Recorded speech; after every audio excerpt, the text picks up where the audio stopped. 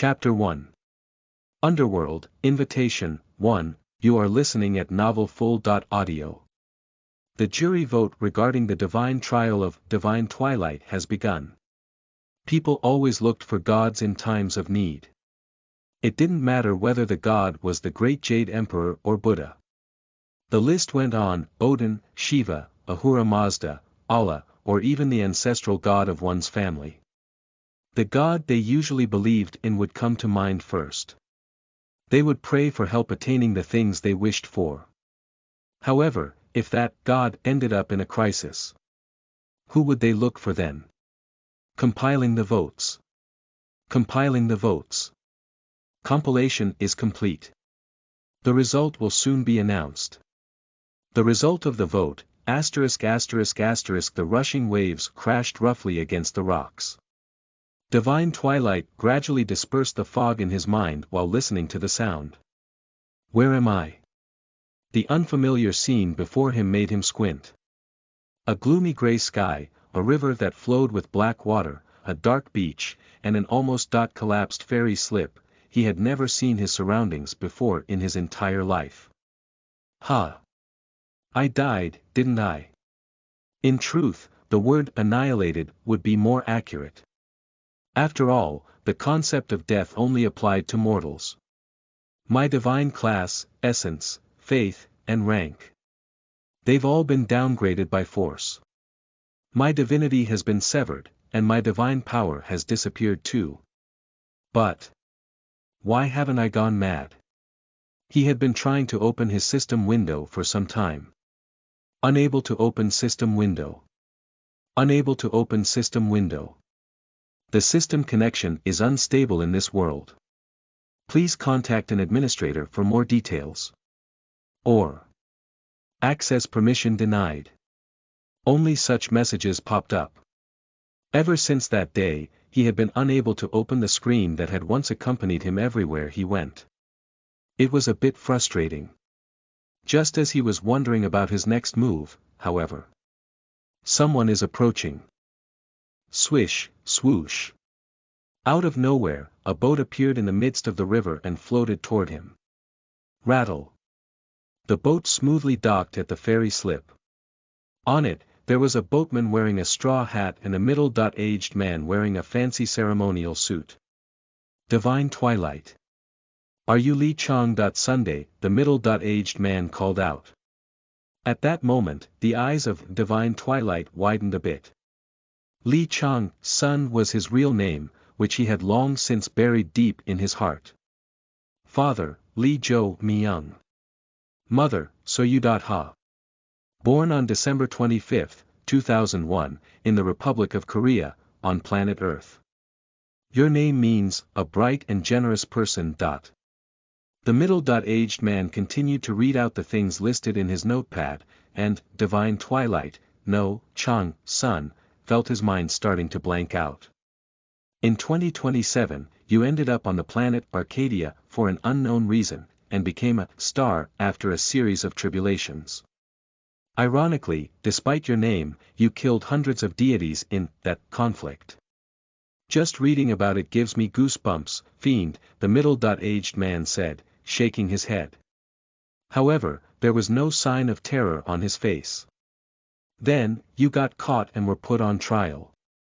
Based on the records, I should be looking at the right person. Are you not going to answer? The middle-aged man paused, taking an unnecessarily deep breath in the middle of his sentence. Whoosh! Chang, son, abruptly sank into a low crouch, then in the blink of an eye, chopped at the man's throat with his hand. Initiating attack. It was clear that the man would lose his head if he did nothing. However, he quickly drew his sword and deflected Chang-son's attack to one side. Clash.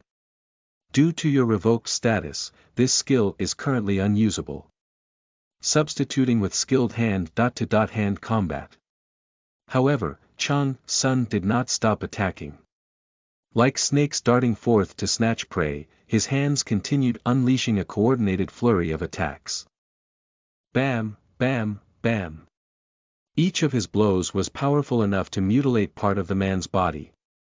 After blocking Chang.Sun's attacks consecutively for some time, the man broke out into a cold sweat, leaping backward and landing on the surface of the river far away from Chang.Sunday. Bang! The man's landing sent a spray of water high into the air. He looked perplexed, shaking his head in astonishment as he exclaimed, "Huh! What the? Has your divine essence really been taken away? How can your attacks be this powerful even under the restraint of divine steel?" Chang.Sun was known as a fiend among the deities of Arcadia, but the man had taken this mission too casually. Now, he was regretting it. Meanwhile, Chang.Sun's face crumpled.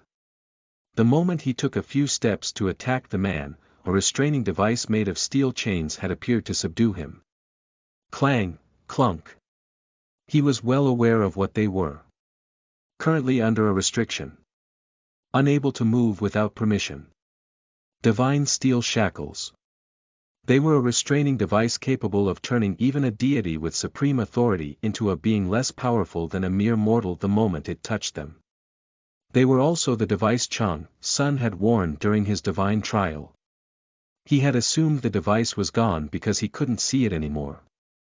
However, it seemed he had been wearing it the whole time, it had just been invisible to the naked eye. Due to the restriction, Chang.Sun could no longer move. The only choice he had left was to glare at the suspicious people in front of him, asking, "Who are you?" The man heaved a sigh of relief, then slowly bowed. He said, much more politely than before, "Sigh, if I knew things would turn out this way, I would have started with the self-introduction. I apologize. I am Yul, the top-rank reaper of the underworld." Chang.Sun squinted heavily and asked, "Underworld? Is this the land of the dead, then?" "Correct. You are looking at the river Styx, and this man is Sharon the boatman." Pulling his hat over his eyes, the boatman nodded. "I heard that a deity who underwent a divine trial couldn't avoid being annihilated. What am I doing in the land of the dead?" Chang.Sun asked. "Well, it is because you are under our jurisdiction," Yul replied. "Jurisdiction?" Chang.Sun repeated. "Yes. It is a bit of a complicated story. We can talk about the details while we walk.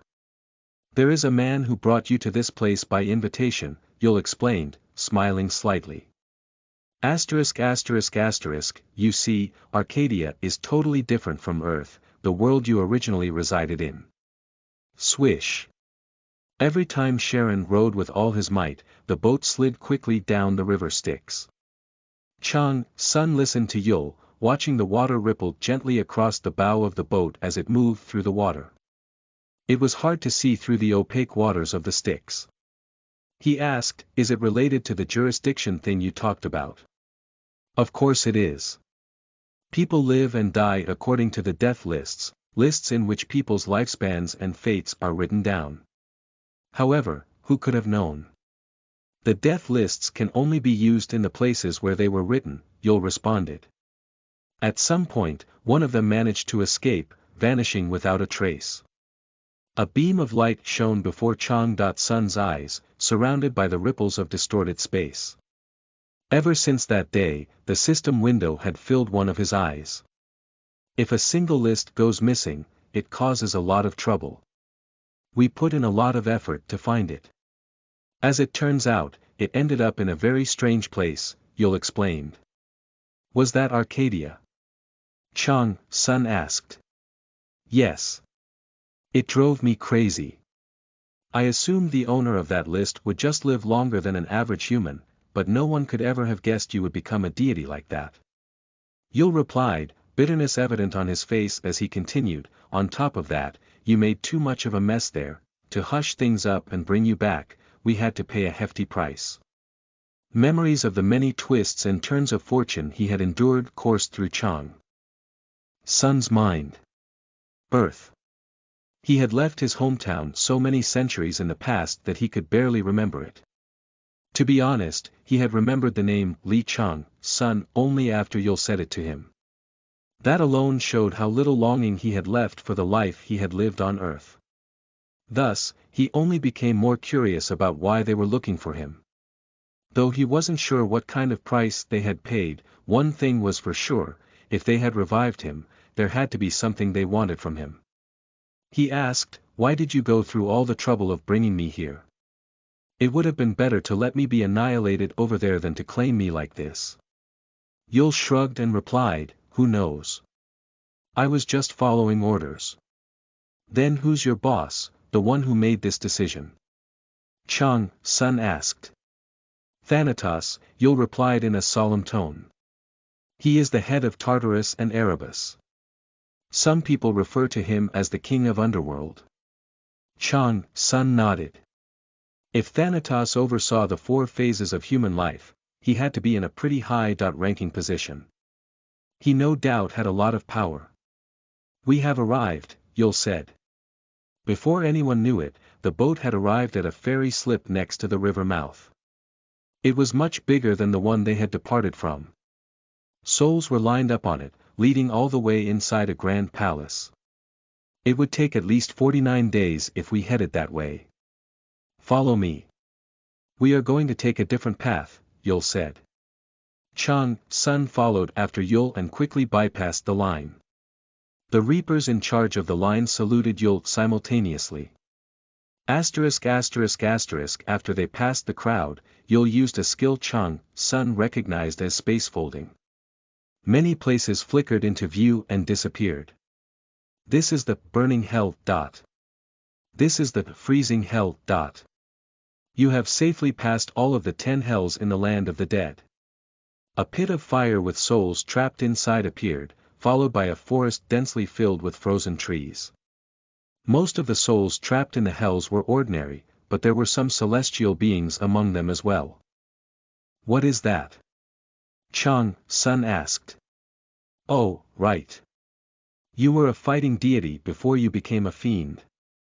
That must be why you are interested," Yul replied.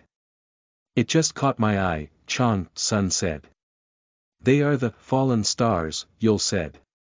"Fallen stars." Upon hearing the unfamiliar phrase, Chang Sun tilted his head sideways in confusion. Star usually referred to beings who shone brilliantly, and thus decorated the sky beautifully. Alas, they were very prideful. If they fell, they would generally choose annihilation rather than to remain in such a pitiful state.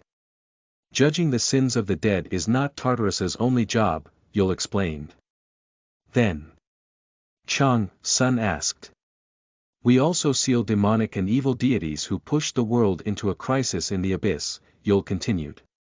Chang Sun's eyes widened a bit. He asked, "Why haven't I heard about that before?" "That's understandable. It would ruin heaven's image, so why would they blabber about it?" Yul replied. Chang Sun mused. "Those people were sentenced to labor, either because their sins were considered light offenses or because they were almost finished serving their sentences. Of course, that labor would not be easy either," Yul explained.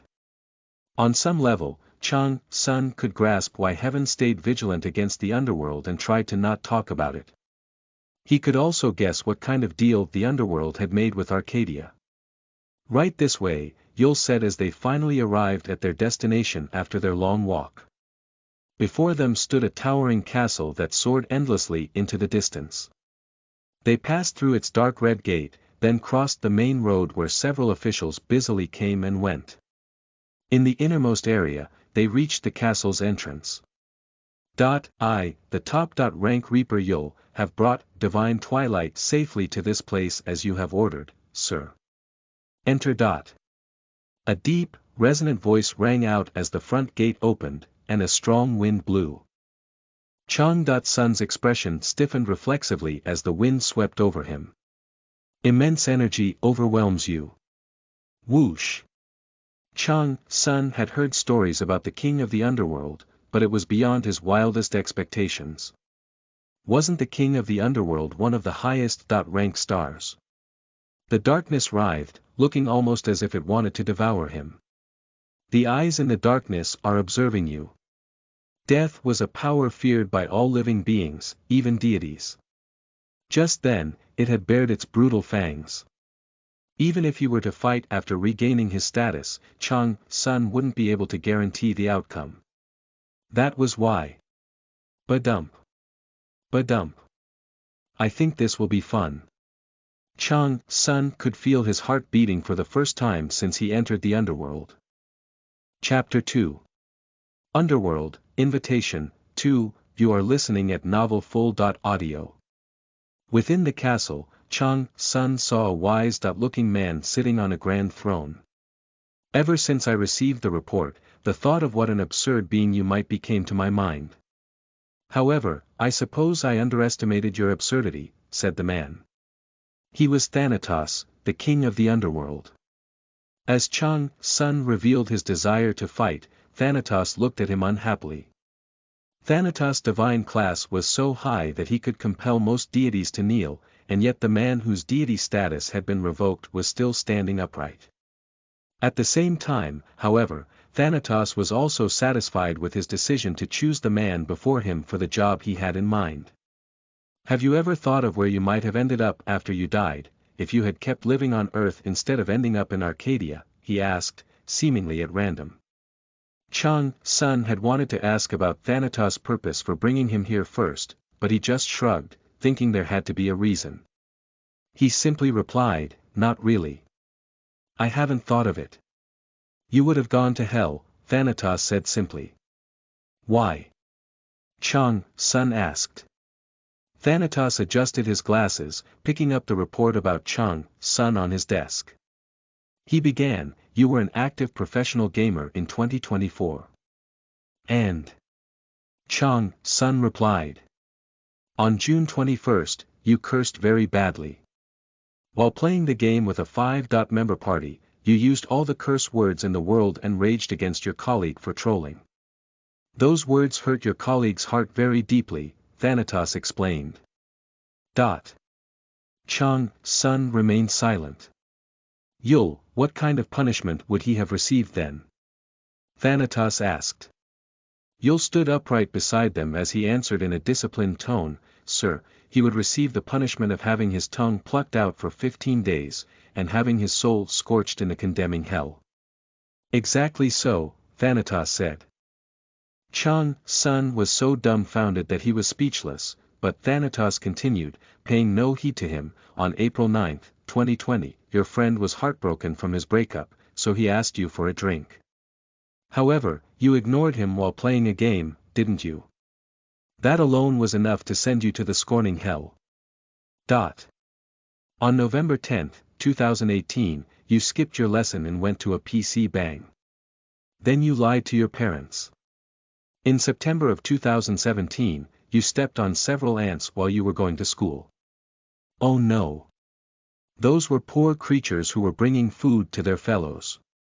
How sad. That's murder, so unfortunately, you would have had to spend 4 days in the serpent hell. In April of 2009, you were 9 years old. You accidentally peed while you slept, but then you played innocent by framing your dog. There's nothing worse than framing, TSK. That would have added 10 more days in the condemning hell. Each time Thanatos listed his sins one by one, Chang-sun's expression contorted in a strange way. In contrast, the corners of Thanatos' lips lifted upward as if he were having an excessive amount of fun. He continued, on top of that, you even failed to date any women in your 20.6 years on Earth. That would have meant 6 days in the pitch black hell. TSK, whatever shall we do? What on earth are you trying to pull? Chang-sun finally snapped in annoyance. If not for the divine steel shackles on his hands and feet, he would have punched Thanatos for saying such ridiculous things with a straight face. Thanatos crossed his legs, laying down the report in his hands. He said, I was just joking. You may have had too much of a desire to win, but you lived a pretty ordinary life on Earth. However, you became a totally different person after you ended up in Arcadia. After reading Chang-sun's report for the first time, Thanatos' evaluation had been very simple. He fought like a rabid dog. In his 7 years as a professional gamer, there had been several instances of Chang's son being severely criticized for the way his obsessive desire to win affected matches. However, the real problem was that his obsession with winning had taken a turn for the worse in Arcadia. When Chang's son first ended up in Arcadia, he had arrived on a battlefield in the midst of a battle fought by many soldiers. Until then, he had been an ordinary young man who was just a fanatical gamer. He had never even had a single taekwondo lesson in his neighborhood. However, he had wished to survive, and thus picked up a spear from the ground. He had fought and won, and in doing so, realized his talent. The more he fought, the stronger he had become. The more tribulations he went through, the more powerful he had grown. The electrifying thrill and joy he got in the process had driven him to the battlefield again and again. That was probably when Chang's son had begun to treat everything in the world like a game. He had only focused on leveling up, and considered all the abilities he received to be just like skills in a game. That process had continued until it eventually culminated in a war against several deities. At present, he seemed very cool-headed, but there was nothing cool or composed inside him. No, he was a fiend. A monster, battle-crazed and warlike. So, what do you want to talk about? And what's your reason for reviving me? Chang's son growled. He was not going to let it slide if Thanatos continued with his needless blathering. I want you to do a job for me, Thanatos said. A job? Chang's son asked. Yes. There are some deities who are trying to manipulate humans, breaking the oath in the process. I would like you to go to the Saha world and seal them on my behalf, Thanatos explained. At that moment, Chang's son's eyes sparkled. He asked, are you going to reincarnate me? To be accurate, I'll be returning you to the place where you originally belonged, Thanatos said as he lightly snapped his fingers. Flick. The scenery around them changed, revealing the image of a universe filled with multiple clusters of stars. Beneath his feet, Chang's son could see Earth, the blue planet he had long since left. He stared at it, mesmerized. Watching Chang's son's reaction, Thanatos burst into laughter. He said, your eyes are gonna pop out if you continue. I thought your emotions had all dried up by now, but I guess that wasn't really the case, huh? Chang's son had growled like a wolf after enduring Thanatos' energy, but at that moment, he was like a docile lamb as he replied, no matter what happens. It's my hometown. In truth, even Chang's son was surprised with himself. He had truly believed he had forgotten everything about Earth. However, when he saw it with his own eyes, old memories reappeared one by one from the deepest depths of his mind. Then, an unfamiliar emotion spread throughout the corners of his heart. It was nostalgia. You're going to freak out when you watch what's about to happen, Thanatos said. What? Chang's son exclaimed. Earth suddenly began growing larger. The continent of Eurasia came into view, before the display zoomed in on the Korean peninsula. It zoomed in further on South Korea, and then to Seoul, then to Songpa.gu and Jamsil. Afterward, it kept going, focusing on the Jamsil station intersection that held the Lotte World Tower. And there was Chang's son, walking along the crosswalk between exits 6 and 7 in the middle of the night. Chang's son exclaimed wordlessly. For a moment, he felt as if he were suffocating. After his retirement as a professional gamer, he had suffered from lethargy because he couldn't feel the excitement and energy from the matches anymore. Due to that, he was utterly dejected and always drunk, seldom leaving the house. That day had been just like any other. The alcohol in his house had happened to run out, so he had dropped by the convenience store. However, while returning to his home, he had gotten caught up in a dungeon break. He had never been sure whether he had just missed the street sign because he was completely wasted, or if he had just been so unlucky as to have gotten caught up in a random break. The only clear memory in his mind was of finding himself standing in the midst of a battlefield in Arcadia by the time he came back to his senses. However, The frozen scene being shown on Earth was from right before all those things had happened. Right before the dungeon break had occurred. "I'll be sending you here," Thanatos said. Naturally, Chang.Sun's gaze was fixed on Thanatos. "Like I told you, focus on sealing some deities on my behalf. That's the punishment I'll be sentencing you to," Thanatos said. "Why are you giving me this chance?" Chang.Sun asked. If there was one thing Chang.Sun had learned after ending up in Arcadia, it was the fact that every act of goodwill had a price. Anyone who granted a favor no doubt planned to receive 10 times its cost in return. One corner of Thanatos' mouth turned up. He replied, "Because you're the perfect man to hunt those things." "Those things?" Chang.Sun asked. "I'm talking about deities from the other world. Starting from the deities in Arcadia, such as Ahura Mazda, Deva, Chen. There are a lot of them," Thanatos said. Chang.Sun narrowed his eyes and asked, "Did they do something? The dungeon break you experienced, why do you think that occurred out of nowhere?" Thanatos asked.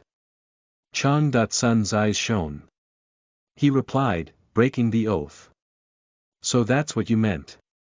Does that mean they covet Earth?" "Yes. They haven't revealed their intentions, but they're approaching Earth in secret," Thanatos answered. Every deity craved faith, as it was the source of their power. The best way to gain faith happened to entail conquering planets that had civilizations on them. Why isn't the underworld doing anything about it? Chang.Sun asked. "They're using the loopholes of the oath too well. We don't have sufficient justification to intervene." "But," Thanatos paused, his lips curling into a cold smile as he continued, "it would be a whole different story if a human dealt with those kinds of beings. The oath doesn't say anything about that. Besides, you know them pretty well." As Thanatos said those final words, the same sort of cold smile spread across Chang.Sun's face. He replied, "So are you telling me I'm your hound? Are you going to throw me away after you finish hunting?" "No, this is just a labor sentence. After the work is done, I'll free you from your chains and give you a new life," Thanatos said. Chang.Sun mused. "If you don't like the term sentence, we can call it a deal. How does that sound? Isn't it a good deal for you, too?" Thanatos asked. Chang.Sun quietly nodded. As Thanatos said, it was definitely not a bad deal for him. In truth, he still had unresolved grudges against the deities of the other world. Besides that, he was not the sort of pushover who would leave those deities alone after finding out they were the entire reason he had been dragged into the other world. After being stripped of his deity status, he had lost his power, but he had still earned it once. He was confident he could regain it. Above all, however, it seemed that some part of him wished to get his ordinary life back. However, Chang.Sun did not hastily answer in the affirmative. There was no trust between him and Thanatos, so he would not be so gullible as to believe everything that had been said. "Of course, I'm not asking you to seal all of them alone without any backup.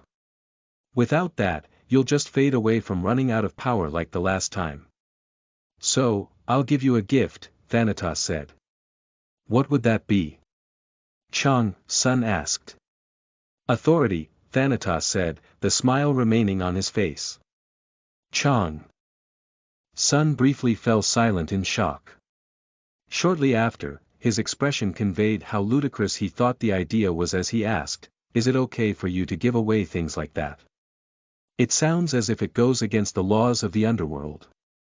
"Laws of the underworld? Well, all the borders of life and death are under my supervision. I could say it's an imperial gift to an agent of mine. Anyway, are you willing to do this?" Thanatos asked. "If you're even giving me that." "I have no reason to decline," Chang.Sun said with a nod, grinning widely. He knew that if Thanatos truly kept the promise, he could grow much stronger than before. He had run into limitations as a former mortal, but Thanatos was offering to lift those limitations. "Okay. Then the deal is sealed, Thanatos said with a satisfied smile before turning around. Behind him were various reapers and agents standing in a row, including Yul. He continued, now, we'll begin the reincarnation, no, regression. Everyone, get ready to open the door of reincarnation. 1. These are a specific kind of internet cafe popular in Korea, where people can play games on high-spec computers. 2. A Buddhist term that refers to the mundane world we live in. 3. A term used in Korean web novels as part of the popular dungeon genre. It refers to a phenomenon where monsters or other magical phenomena break out from a dungeon, here referring to an otherworldly realm, into the real world through the formation of a gate. So in this case, Chang-sun was transported through the gate that formed. The term random break will be explained in the next chapter. 4. There is a saying in Korea about how hunting hounds are discarded by their owners when they become useless. Chapter 3. Regress. 1. You are listening at novelfull.audio. Do not forget this. You will be regressing as a human, not a deity, so you will have no power or divinity. It will be a whole new start for you, Yul warned Chang-sun. I'll keep that in mind, Chang-sun replied. Additionally, your soul is still bound by divine steel shackles. Although their functions are inactive right now, they will be activated again if they sense any suspicious activity from you. So, be careful, Yul added. When will you stop explaining things? My ears are going to hurt, Chang-sun grumbled. Then, let us go now, Yul responded. Let's meet again if we have a chance, Chang-sun said. You must always remember that you are an agent empowered by the king of the underworld, Yul concluded. Just like that, Chang-sun's previous life began again. Successfully passed through the door of reincarnation. Accessing a new server. Downloading necessary data for smooth operation. Updating the system. Please wait for a moment. Your current status is administrator. It was dizzying. That was the first thought that entered Chang-sun's mind after he passed through the door of reincarnation. He had been told that, since he would be entering a completely different world and timeline altogether, the pressure on his degraded soul would be immense. Indeed, it truly was. This is planet Earth. Pa. As soon as Chang-sun came to, he opened his eyes without delay. Achievement unlocked. A regressor with the memory of a previous life. Reward. Intact memory. All stats +5. Marveling at the fact that even such a thing could be an achievement, Chang-sun moved the information window aside and quickly observed his surroundings. What's going on? A gate suddenly appearing. I've never heard of such a thing. Why isn't the council helping us? Murmur. Chang-sun was in a wide-open forest. In the midst of an empty clearing, several people stood, perplexed. Every one of them had black hair and eyes, which would have been a rare sight in Arcadia. Even the language they used was familiar, it was Korean. I've returned for real, Chang-sun thought. For the briefest of moments, he was overwhelmed with emotion. Soon, however, his gaze turned sharp. Technically, this place wasn't Earth. It was a dungeon that had broken out on Earth. On April 6, 2027, an instance dungeon had appeared in Jamsil Station intersection. First, I believe I need to ask for your understanding in one matter. Understanding. You're going to wake up on Earth, but it's not really Earth. It's not really easy to open a conduit to a world without being detected by anyone. Then where will I wake up? Before Chang-sun went through the door of reincarnation, Thanatos had given him several precautions about things he had to keep in mind. One of them had been about the location Chang-sun would appear in when he regressed. A dungeon is a fragment of a shattered world. Thanatos said he would use it as a bypass. Chang-sun thought. Thanatos had also asked for Chang-sun's understanding about the delay before he could meet his family, but Chang Sun actually preferred the idea of appearing in the dungeon.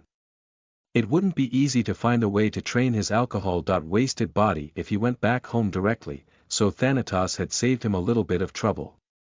Of course, the civilians who had gone out to a high street to spend their free wouldn't be so happy to be swallowed up in a dungeon. Shit. Let me go. Oh my god. What am I going to do? Some faint-hearted people even collapsed on the floor and burst into tears. A random break, otherwise known as an unpredictable gate, was a dungeon break that happened with no forewarning or telltale signs, and had a 1.in.a million chance of occurring. It would close only after inflicting dreadful damage on those unlucky people who got caught up in it. An outbreak in a big city like Seoul would have a bigger aftermath than usual because of how many people it dragged in. However, as always, the dungeon was apathetic toward the stories of those who had been pulled into it. Welcome to the Instance Dungeon, the Forest of Firewielders.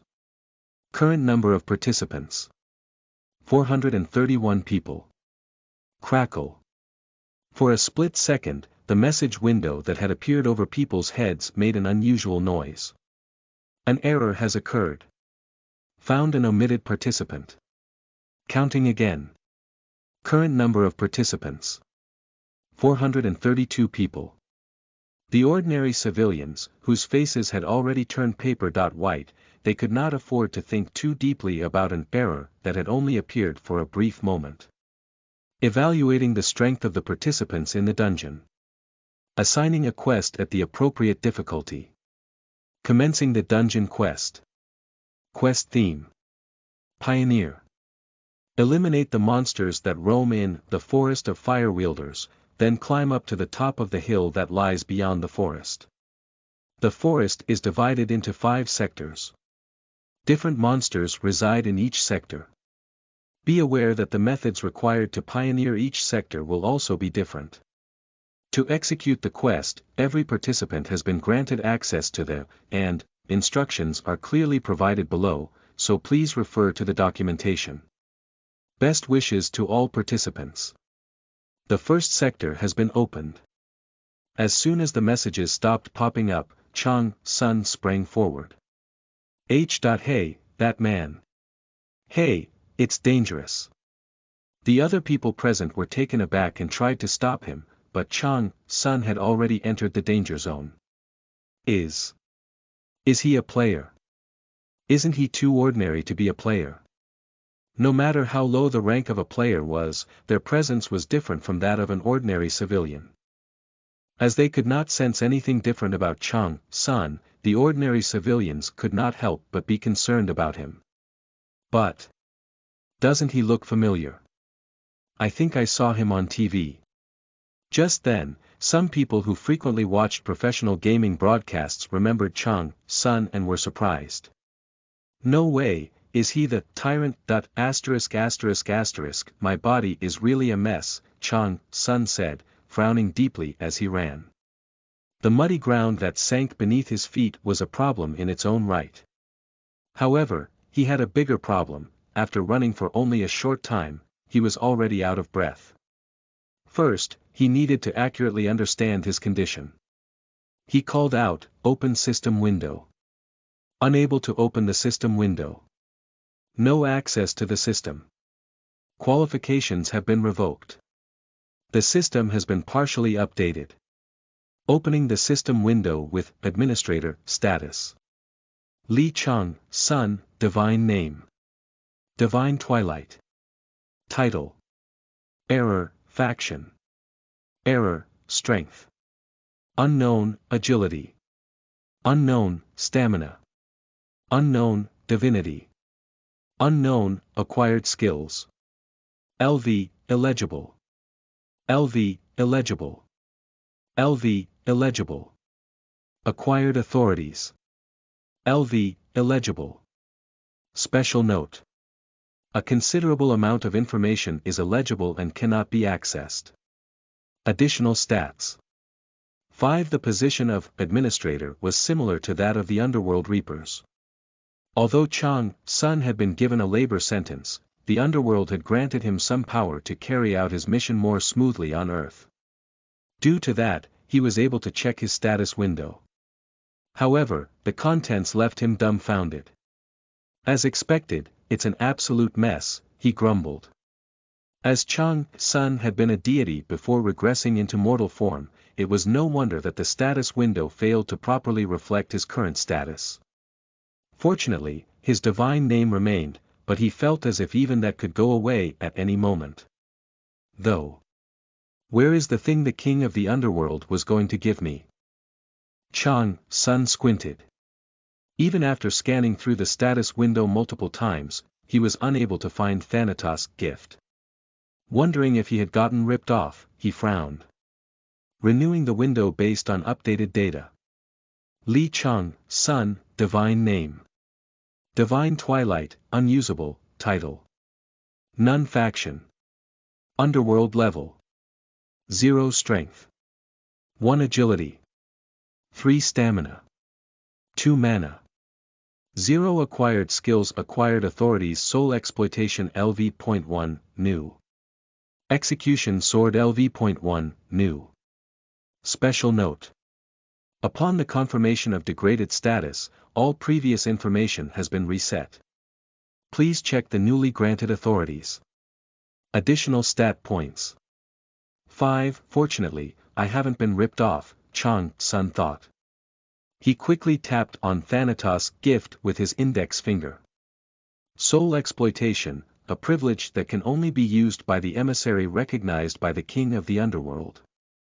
The soul of a being killed by the emissary can be locked in storage and burned in the fires of purgatory, after which the emissary can extract its karma. Skill level. 1. Type. Authority. Effects. Wound treatment, body strengthening. Execution sword, a privilege that can only be used by the emissary recognized by the king of the underworld. The emissary will be able to substitute for the king of the underworld in the execution of divine punishment, limited to the sinners who have broken the oath. After being put through a trial, the sinner will be sealed proportional to the gravity of the offense. As a reward, the emissary will be granted the opportunity to extract a portion of the sinner's authorities. Skill level. 1. Type. Authority. Effects. Execution of divine punishment, punishing evil, extracting authorities. It wouldn't have been easy for the king of underworld to give me these skills. He must be really mad at the deities of the otherworld, Chang Sun thought. Both of the authorities granted by Thanatos were undoubtedly magnificent. First, there was soul exploitation. The king of the underworld's mighty reputation was rooted in his dominion over souls. However, soul exploitation granted part of the king's power to Chang Sun and even enabled him to gain karma from burnt souls. After killing monsters, he would be able to gain not only their experience points, but also their souls, which could be converted into even more experience. Thus, his progress would undoubtedly be efficient. If a soul has a high status in life, that means more karma for me. If I have to, I should be able to use that in place of a healing potion. While wandering across the battlefield in the past, Chang Sun had sometimes been surrounded by many enemies. At those times, he had feared nothing more than exhaustion and the accumulation of injuries from rolling will combat. However, the proper usage of soul exploitation would be helpful in preventing those two dangers. It was a perfect authority for Chang Sun, who was more at home on the battlefield than his own house. I'll be able to use it to torture enemies, too. If he had to interrogate an enemy, there would be no need to waste time, and there would be a lower probability of failure than by using normal means. All he had to do was kill the person, summon their soul using soul exploitation, and constantly inflict pain on them until they answered. So this will see the most use from now on. Execution sword, though. That will be hard to use for the time being. Based on its strength alone, execution sword was a few levels above soul exploitation.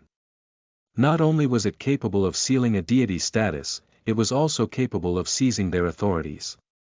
As authorities represented a deity's power, its potential was almost inconceivable. In theory, Chang Sun could seize innumerable authorities, becoming omniscient and omnipotent. It seemed that Thanatos had granted Chang Sun such an absurd ability after carefully considering what he would need to continuously deal with deities from the otherworld. The problem was that the conditions to use execution sword were highly restrictive. I have to prove that the subject is definitely a sinner who broke the oath. Even if I do, they might counterattack right away if I fail to take them out. Deities were prideful beings, the stars that shone brilliantly in the sky above. To extinguish their light, Chang Sun had to shine just as brilliantly. So, I won't use it for now. Fortunately, Chang Sun had a secret method that would let him use execution sword against celestials such as deities and stars even without his divinity. That method was only possible because he was none other than divine Twilight. Until then, after shutting down the screen window, Chang Sun looked directly ahead at the dungeon. I'll get stronger, as quickly as possible. At that moment, his eyes gleamed. A black mamba has found you. Hiss. Amid the thick branches above his head, a snake as wide as a human arm opened its mouth wide and pounced onto Chang Sunday. And, without a hint of nervousness, Chang Sun grabbed an item from his inventory and quickly brandished it. Luckily, as a novice, there was only one item in his inventory. Pulled out a beginner's rusty dagger. Initiating attack. The rusty dagger in Chang Sun's hand pierced deeply into the snake's jaws and tore its body apart easily, and all it took was one meat strike. Slash. The snake was cut in two, spraying a fountain of blood and other fluids into the air. Ding! Ding! Successfully killed the black mamba in a single strike. It was undoubtedly a clean attack. As a reward, the skill lesser dagger proficiency has been created. Level up. Strength increased by 2. Agility increased by 1. System messages continuously popped up. However, only at the end did the message Chang Sun had been waiting for appear. The Celestial, a good season to hunt, shows interest in you. I'll become a rookie they'll drool over. Chang Sun smiled coldly, thinking of the deities who would be watching him outside the dungeon. 1. This is a common tendency in Korean culture. Koreans say things like "let's meet again in the future" instead of saying goodbye, whether the promise will be fulfilled or not, because a simple goodbye is seen as too plain. 2. The Korean word is, which is a slang term that has roughly the same connotation as free in English, that is, spending time off at the end of the work week. 3. This is a kind of battle that appears in Korean and Chinese wuxia novels. When one strong enemy fights against an army, the army takes turns attacking the strong enemy to drain the opponent's stamina. It got its name because they take turns endlessly, like a rolling wheel. Chapter 4. Regress. 2. You are listening at novelfull.audio. Although dungeons were catastrophic disasters to humans, they were also lands of opportunity. It was not so different for celestials, either. They tested human potential through the quests given by dungeons. Then, they picked out priests or clerics who would spread their gospel as the occasion demanded. From time to time, they were even able to select an apostle to execute their will directly. Thus, many people in need of celestials entered dungeons, only to die beneath their apathetic gazes. As celestials were beings that arrogantly watched over worlds and universes, most mere mortals' performances were insufficient to pique their interest. Only a small minority of people who were born with luck and fortune could meet that standard. However, there was also another way to attract their attention. Show overwhelming talent from the beginning. Chang Sun was sure that was how he looked to the celestials who were watching him with interested gazes. They could never have imagined that the divine Twilight, who had threatened their very lives, would appear before them as a drunk. Although deities could see a soul's traits and characteristics, rather than mere appearance that was easy to change, the current Chang Sun would still look completely different from divine Twilight. Chang Sun stood still and stared silently at the message filling his sight. A good season to hunt, huh? She was not so bad, considering she was the first deity to show interest in him. No, technically it's a jackpot. Her real name was Pabelsag. She was known to utilize various tools such as a sword, a spear, a bow, and her fists while hunting. She was famous for being a warring deity, as well. The reason Chang Sun considered her a jackpot was because her mother was Tiamat, the primordial evil dragon. Why would such a great figure show interest in Chang Sun from the beginning? She must have liked my dagger skill quite a lot. Daggers were the most basic weapon when it came to hunting. For the time being, the deity had probably approached Chang Sun purely for entertainment. As she was temperamental, she would tire of him quickly if he failed to meet her expectations. Of course, Chang Sun was sure that would not happen to him. The Celestial, a good season to hunt, is curious about your hunting skill. I'll meet your expectations. From that moment forward, Chang Sun would become a perfect jester for the Celestials. ******, this forest has too much poisonous air overall. Most of the monsters in it are probably toxic as well. Then. Shall I go with Plan C? Chang Sun had several detailed basic plans of action after falling into an instant Sungyan, depending on its type and difficulty. In this dungeon, he was going to be a serpent hunter, a hunter who specialized in snakes. Hiss hiss. Hiss. The deeper Chang Sun went into the forest, the more black mambas fell from the branches. The situation was so dire that ordinary people would panic. For Chang Sun, however, the snakes were just experience points wrapped up in pretty little packages. / lesser dagger proficiency enables beginners to freely control daggers. Skill level 1. Type. Passive. Basic. Effect. Acquire proficiency. Chang Sun was undoubtedly using a basic skill that was given to novices who had just entered a dungeon. On top of that, the weapon in his hands was so rusty that some would wonder if it was even capable of cutting anything. It was a dagger of very poor quality, meant for beginners. Despite that, every time he slashed with the dagger, the mutilated carcasses of black mambas rained down from above. Successfully eliminated a black mamba using the skill lesser dagger proficiency. Earned experience points. Successfully eliminated a black mamba using the skill lesser dagger proficiency. Earned experience points. Level up. Level up. Levels and stats steadily piled up. Your senses are becoming heightened. You have entered a battle frenzy, focusing all your energy on your weapon. The black mambas that dominated the first sector of the forest of fire wielders are being eliminated at lightning speed. The black mambas have developed an instinctive sense of their natural enemy. You have successfully made the black mambas live in fear. Title. Black Mamba Butcherer has been created. Black Mamba Butcherer, a title given to a hunter who has killed over 100 black mambas. Type. Title. Effect. Strength +5. Causes fear in serpent-type creatures. Yes, this is it. Kill, kill, and kill again. Slash, slash, and slash again. Although it was difficult to catch his breath, Chang Sun shivered with excitement at the freedom he had not felt for a long while. This thrill, this ecstasy. Such feelings could not be felt outside the battlefield. When he first arrived in Arcadia, this sensation had terrified him. On the other hand, it had also made every experience incredibly fun. After I was put on trial and all my abilities were restrained, even my freedom was taken away. They had locked him up just because he was a war-loving fanatic. They had suppressed him, saying he would harm the world. However, Chang Sun knew all those reasons were just cowardly excuses for the Celestials.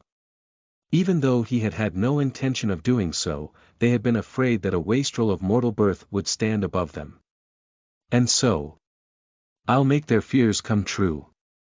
Swoosh, slash pa, pa. The skill, Lesser Dagger Proficiency, has reached its maximum level. A higher level skill has been created. The skill, Intermediate Dagger Proficiency, has been created. The Celestial, a good season to hunt, marvels at your supreme knife fighting skills. Don't get so shocked so soon. Chang, Sun did not stop there. Your stamina is depleted. You have fallen into the exhausted state. Please locate a secure area and take a rest. The authority. Soul exploitation has been activated. You have lit the fire in the purgatory brazier, successfully acquiring the ashes of a black mamba. 5% of your stamina has been regained. Your exhausted state has been cancelled. As expected of an alcoholic's feeble body, Chang Sun's stamina drained out very quickly. Each time it did, Chang Sun unsparingly used the gift Thanatos had thrown at him. Black haze billowed from the carcasses of several black mambas, and Chang Sun absorbed every trace of it. Simultaneously, his fatigue vanished as if it had been washed away. The Celestial, a good season to hunt, tilts her head in confusion, because she is unable to find out the category of your talent. A good season to hunt continued to respond with confusion each time Chang Sun repeated the process. No one would think that a novice who had freshly entered a dungeon had received the King of the Underworld's blessing. She seemed to assume Chang Sun's ability was of the source that players acquired when they first awakened. On the surface, it resembles something from the energy drain category. From another perspective, though, it would seem to have darkness or death-like traits. By human standards, Celestials looked omnipotent. However, the reality of the situation was different, and Chang Sun was very well aware of that fact. The restrictions imposed by causality are too immense. It's difficult for Celestials to take a close look at players' data, unless they're zodiacs or part of the 3 enclosures and 20.8 mansions. Of course, a way to sneak a peek at player data did exist. If Celestials paid a sufficient price or put up with the side effects in the society they were affiliated with, it would be possible. Going through all that to read a novice's data, though. That's insane. Despite that, Chang Sun did not worry about any such attempts being made on him. The protection cast on him by the underworld was just that solid. Otherwise, my divine name would have been caught already, squirt. Just then, a black mamba's head flew into the air once again. It was the very last one. Blood gushed across the ground, it was green due to being mixed with strong acid. Pzzz black haze once again billowed up from of the carcasses, indicating that, soul exploitation, had been activated. Successfully killed the last black mamba. Level up. Achievement unlocked. A serpent hunter who has caught 444 black mambas. Reward. Strength +5. Effect. Lesser toxin resistance. Ding. Ding. Listening to the ever-pleasant notification sounds, Chang Sun expanded his status window. Open system window. Li Chang Sun, divine name. Divine Twilight, unusable, title. Black Mamba Butcherer faction. Underworld level. 6 strength. 14.2, +10, agility. 16.2, +10, stamina. 13.9, +10, mana. 0, +10, acquired skills. Intermediate Dagger Proficiency LV3 acquired effects. Lesser Toxin Resistance LV.1, new. Acquired authorities. Soul Exploitation LV.1 Execution Sword LV.1 Special Note. One deity is currently curious about you. You may win the deity's favor if you display an even greater performance. Additional stats. 35, levels, stats, skills. Everything is constantly rising. Pabelsag's level of interest went up from interested to curious. Very good. Chang Sun had saved up the additional 5 stat points that were given every time he leveled up. He had planned to use them to resolve unexpected situations. And yet, the thing that caught his eye the most was the magic stat. Previously, the stat had been listed as 0, but by unlocking an achievement, he had received an extra 5 points. With magic, I'll be able to start using skills to their full potential. That, and being able to imbue a weapon with magic will make a big difference. Until then, he had overtaxed his body to purify it from the stench of alcohol, but now, he could use magic. Thus, it no longer seemed necessary to do so himself anymore. Additionally, it seemed possible for him to level up at a faster rate. I took out the black mambas. Now, the next ones are, the red mambas and the bloody mamba, right? Black mambas carried deadly poison that could end a human's life with just one bite in under 5 minutes. However, red mambas had even stronger poison than black mambas. Just smelling it was enough to be poisoned by it. Although they're at a low level, I have poison resistance and magic. That should make it easier to endure. That was the reason Chang Sun had checked the status window without obstinately marching further in. No matter what happens, I have to catch the bloody mamba.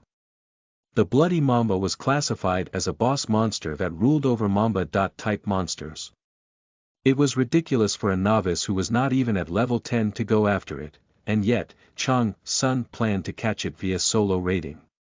It was a very good opportunity to attract the attention of deities. He also needed the carcass, which could be used as an ingredient in various artifacts. Above all else, however, the bloody mamba's poisonous fang. It's essential for taking a shortcut to achieve the impervious body. Though Divine Twilight had been outnumbered in the war, the reason he had lost was that curses and poison had incapacitated him, rendering him helpless. Gaia's curse. I need the poisonous fang to beat it. After organizing his thoughts, Chang Sun was about to move to the next sector. However. Thwack. Bzzz. The durability of the beginner's rusty dagger has reached 0. It has been destroyed. The dagger in Chang Sun's hand crumbled, scattering into a cloud of dust. Well, it was amazing that this dagger could hold out for so long. In truth, he was lucky that the dagger had not broken apart during the battle. Chang Sun was about to open his inventory and search for any dropped items he could use as a substitute when suddenly, he sensed something fall from the sky. He raised his head. The Celestial, a good season to hunt, sends you a gift for amusing her. What? Whirl. Pa. A dagger with a slightly curved blade fell right at Chang Sun's feet. The blade alone was 18 inches long. From the look of its sturdy material and handle, it was definitely not a weapon meant for a beginner. The moment he saw the seal in the center of the blade, Chang Sun's eyes shone keenly. The seal of Tao Tai. That means this weapon came from Tiamat. Why is she suddenly giving me this as a present? Chang Sun knew all too well that there was no such thing as a free lunch, especially when the favor came from the daughter of the primordial evil dragon. Sure enough, it was as he expected. The Celestial, a good season to hunt, offers you a bet using the gift as a wager. A good season to hunt will kill you for the sin of wasting her time if you lose the bet. 1. Pabelsag is a Mesopotamian god who is normally male, but in this novel, she is female. 2. A gaming term that refers to fighting raid bosses that are designed for large parties to fight as a solo player. This is very difficult and only possible in some games. 3. Approximately 46 centimeters. Chapter 5. Star, Regress, 3, you are listening at novelfull.audio. She's putting death on the table from the start, huh? Dumbstruck, Chang Sun snorted. This was why he hated Celestials. They believed they were the only noble beings in existence, and anyone else was nothing but a source of entertainment. If their interest faded even slightly, they discarded that entertainment on the spot. However, Chang-sun thought it was better this way. If he played along, he could take so much from them. Besides, a blade marked with the seal of Tao Tai would help him out greatly if he could get his hands on it. Thus, he replied, "You're on. What do you want me to do?" "You have accepted the bet." The Celestial, a good season to hunt, bursts into laughter. "She seems to find your bravado pleasant. A sudden quest, the hunter's verification, has been created." Meanwhile, in the safe zone Chang-sun had left. "Everyone, gather around here first," a man in a military uniform called out. When they heard his shout, the others present looked at him. What? Does he seriously want to play boss right now? Facing the murmuring crowd, the soldier pulled out his credentials from an inner pocket and continued, "I'm 2nd Lieutenant Park Hae-sung, a C.rank player in the awakened troop of the Military Security Support Command. Please follow my instructions according to the official manual for emergencies." Decades had passed since dungeons began to break out, and there had been multiple incidents of civilians getting entangled in random breaks that occurred across the globe without any warning signs. Thus, countries had written up manuals regarding states of emergency and distributed them. The first code of conduct was to follow a player's instructions in the dungeon if there was one. Normally, if players completed their official registration, they were then required by law to complete a training course in leading people in situations such as this. As the player present was also a soldier, those present could not help but trust him even more. Just as 2nd Lieutenant Park Hae-sung instructed, the others divided up into groups. Each of them pulled out a basic weapon from their inventories, then prepared for a monster wave coming from the forest. "We're lucky to have a player among us. If he hadn't been here, well. Still, we don't know what's going to happen. Let's stay sharp." "Of course. Do you think he'll be okay, though?" "Who?" "The guy who sprang forward right into the forest as soon as the quest message popped up." "Ah." After their emotional turmoil subsided, people began to worry about Chang-Sunday. He seemed weak and didn't look so good. "I hope nothing bad happens to him." "You're right. Was he in need of money or something?" There were a lot of moths who aimed for quick bundles of cash, thinking dungeons were lands of opportunity rather than disaster. They were primarily low-income people who had trouble making a living. At that moment, a young man in his 20s abruptly cut in on their conversation, saying, "No way. That guy probably has more money than you." "Ha! How do you know?" "He's the tyrant, leader of Est Band," the man answered. Oh, that's where I saw him. He spent so much time fighting with his colleagues for not listening to him. Still, thanks to his pretty face, he did a bunch of commercials. Enough to buy a 330-square-meter apartment in Jamsil, some say. Actually, his parents' families are both rich, so he was born rich.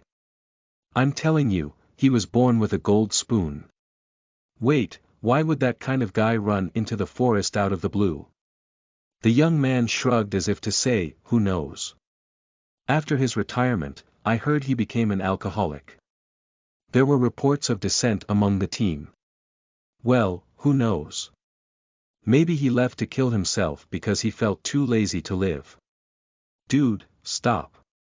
What's wrong with you? Are you still drunk? What did I do?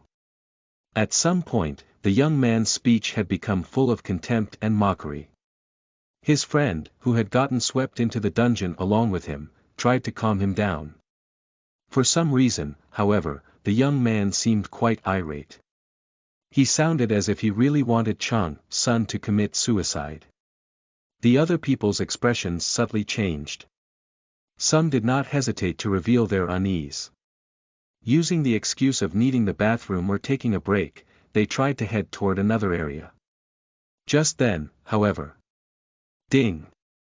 All black mambas in the dungeon have been eliminated. Dot. Dot. Dot. Those present simultaneously tilted their heads sideways. All the participants were gathered in the safe zone, so how had the monsters been eliminated? All white worms have been eliminated.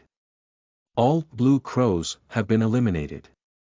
The red mambas are being eliminated rapidly. The player Li Chang-sun is dominating. Dot. Dot. Dot. The shocked people were unable to look away from the messages that continuously popped up. The young man, who had spent quite a bit of time speaking ill of Chang-sun, had an especially difficult time looking away. Asterisk asterisk asterisk, the hunter's verification, type. Sudden. Explanation. A good season to hunt has been feeling limited in the growth of her power. To build up faith, she has shown an avid interest in raising apostles and priests. However, most promising candidates currently have their own guardians, leaving her no choice but to monitor novices. Just now, she found you. A good season to hunt considers you, someone with elegant moves and exceptional hunting skills, a suitable candidate to be her apostle. Still, she cannot hastily select you as an apostle candidate, so she wishes to verify your qualifications. Starting now, kill a bloody mamba within 24 hours using the weapon you have temporarily been given. Requirements. If you fail.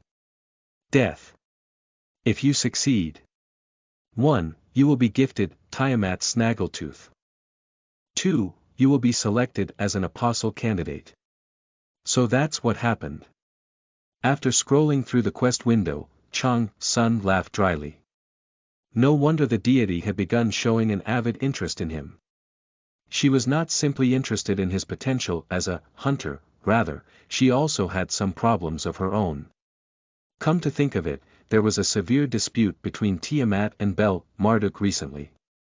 Is this related to that too? Bel-Marduk was considered one of the highest rank stars. He was the Taurus, one of the zodiacs. Chang-sun wondered whether the deity was in need of more faith to enter a war with Bel-Marduk. If his assumption was correct, he could drain a lot from this deity. The higher I go with my betting, the better. Examining the dagger with the seal of Tao-Tai, he read through its description. Tiamat Snaggletooth, this dagger is made from the tooth of the primordial evil dragon. Her child never stayed at home, so she had no choice but to pull out her tooth and forge it into a dagger. It contains an autonomous ego. Type. Dagger. Relic. Damage. Unmeasurable. Effect. Unknown. Asterisk you have currently borrowed the relic from its original owner. Asterisk requirements have not been met. Unable to use the relic's ability. Asterisk requirements have not been met. Unable to inspect the details of the relic. Most of the weapon's functions were locked, so it was simply a high-quality dagger at the moment. Still, it was enough. As someone who had handled and seized various relics, Chang-sun instantly realized that it was not so ordinary. Persistent bleeding and evil devourer. On top of that, they're upgradable. Not bad. Persistent bleeding would wear out an opponent's stamina more and more with each hit. Evil devourer would absorb the opponent's curses and grudges. The more malicious the opponent was, the more damage they would receive. Chang-sun wished to have the item. However, it would undoubtedly be a very common item by Pablesag standards. If I'm going to receive a gift, I should aim for a bigger and fancier one. Thus, he spoke, pretending to gaze at the air where Pablesag would be. Would you care to add one more thing to this wager, perhaps? The Celestial, a good season to hunt, tilts her head in confusion. 30 minutes, Chang-sun continued. The Celestial, a good season to hunt, tilts her head even more, unable to understand what you mean. Starting now, I will eliminate the bloody mamba within 30 minutes. In that case, I'll have been able to entertain you even more. So in return, I want to receive a bigger reward. The Celestial, a good season to hunt, has her eyes wide open in shock upon hearing such an unexpected suggestion. The Celestial, a good season to hunt, bursts into laughter, saying your suggestion is incredibly funny. The celestial, a good season to hunt, accepts your proposal. The deity bares her fangs and warns that if you fail, you will never have a peaceful afterlife. Thank you, Chang, Sun said, a corner of his mouth twisting into a smile. He thought to himself that his smile was likely not so different from Pablesag's own. However, the meanings behind those smiles were entirely different. Asterisk asterisk asterisk that was how Chang.Sun's massacre began. It was undoubtedly difficult to reach the sector where the boss monster, the Bloody Mamba, resided. Apart from the red mambas, he had to face white worms that leaped out of the ground unpredictably, and blue crows that swooped suddenly from the sky. Slash, slash. Slash. Level up. Level up. Strength increased by 3. Stamina increased by 2. News of the wager between you and a good season to hunt has spread rapidly throughout heaven. Some deities have begun to watch your performance with skeptical gazes. Some deities have begun to show interest in your practical martial arts skills. The celestials Chang, Sun knew of were all scoundrels. They were always curious and nosy beings, as they were unable to handle their eternal lifespans. That was why Chang, Sun had been certain that the bet between him and Pablesag would spread almost instantly. While he had primarily raised the stakes to turn Pablesag into a sugar-deity, he had also done so with a greater purpose in mind. To cement his image as a super rookie, one worth being noticed by the Celestials, by creating a massive spectacle. Just as Pablesag had casually thrown him, Tiamat's snaggletooth, Celestials had a tendency to act on impulse. Thus, the more sugar-deities Chang, Sun could have, the better. The Celestial, a good season to hunt, is quite taken aback by the unexpectedly high number of viewers online. The Celestial, a good season to hunt, has strongly warned the other Celestials who have shown interest in you. Of course, Pablesag planned to have Chang, Sun all to herself, and seemed quite unhappy to see the crowd grow in size. I wonder if I've gotten some extra deities from this. I hope I hooked a good one, Chang, Sun thought. Level up. Achieved level 10. Successfully graduated from being a novice. Achievement unlocked. A person of talent who has broken through in the shortest time. Reward. All stats plus 5. Secret class opened. Chang.Sun's eyes shone dangerously. Secret class. Just as he had expected, the word he wanted popped up. In his previous life, he had received the ordinary spearman class and had only leveled up with great difficulty. He could never be satisfied with a mediocre class. If I got Dragon Lord or King of Darkness, those would be the best options. That's very unlikely, though. Well, if I'm going down this route, Berserker would be the best. The biggest disadvantage of the Berserker class was that its ability to explosively boost one's damage output came at the cost of one's sanity. However, Chang, Sun was not too worried about that, as he had planned a countermeasure for such problems. Above all else, the reason he wanted to choose Berserker as his first class was that it was the earliest starting point to reach the final class he planned to acquire. Aside from that, the Berserker class is essential for killing the Bloody Mamba. The Bloody Mamba was a monster that could not be easily killed even by a group of players at level 20. Chang, Sun, who was only level 10, had made the bet because he had something up his sleeve.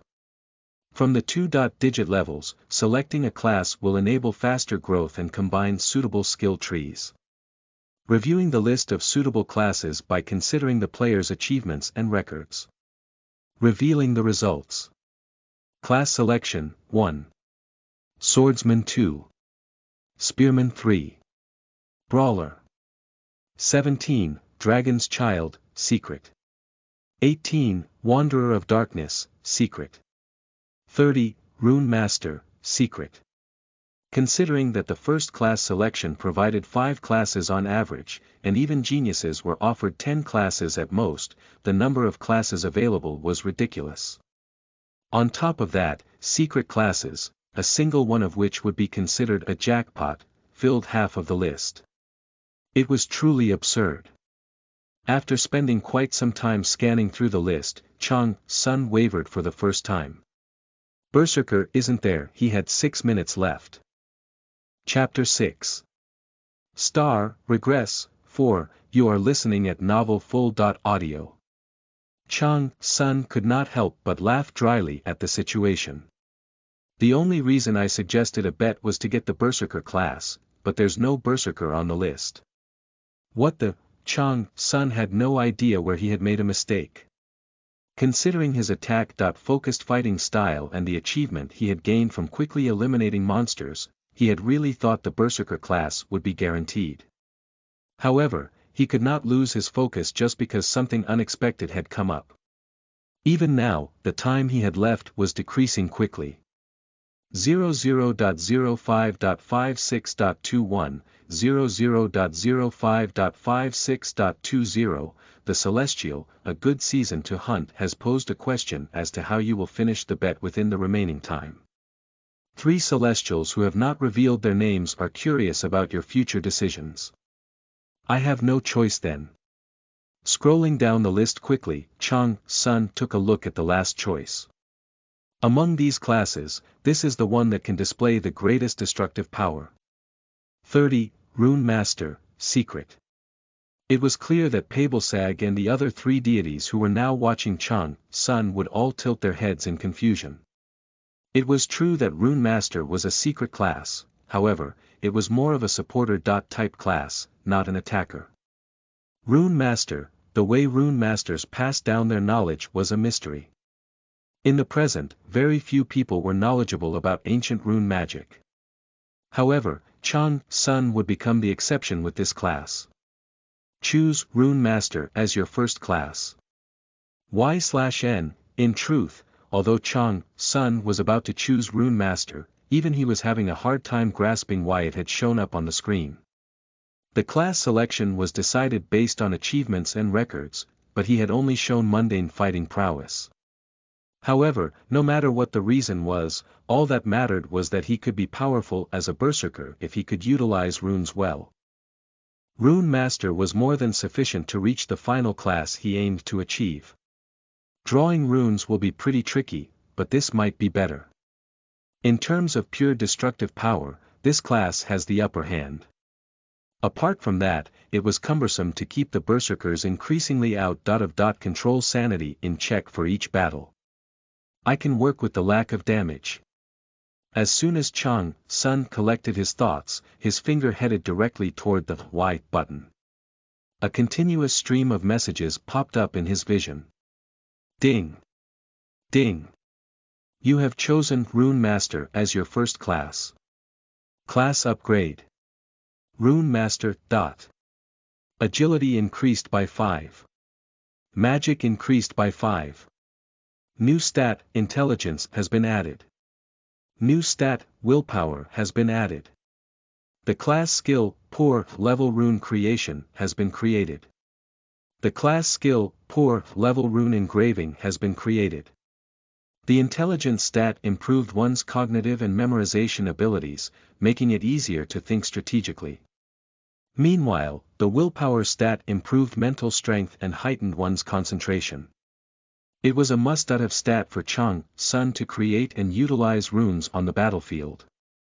Both stats had appeared because Rune Master was considered a wizard-type class. Afterward.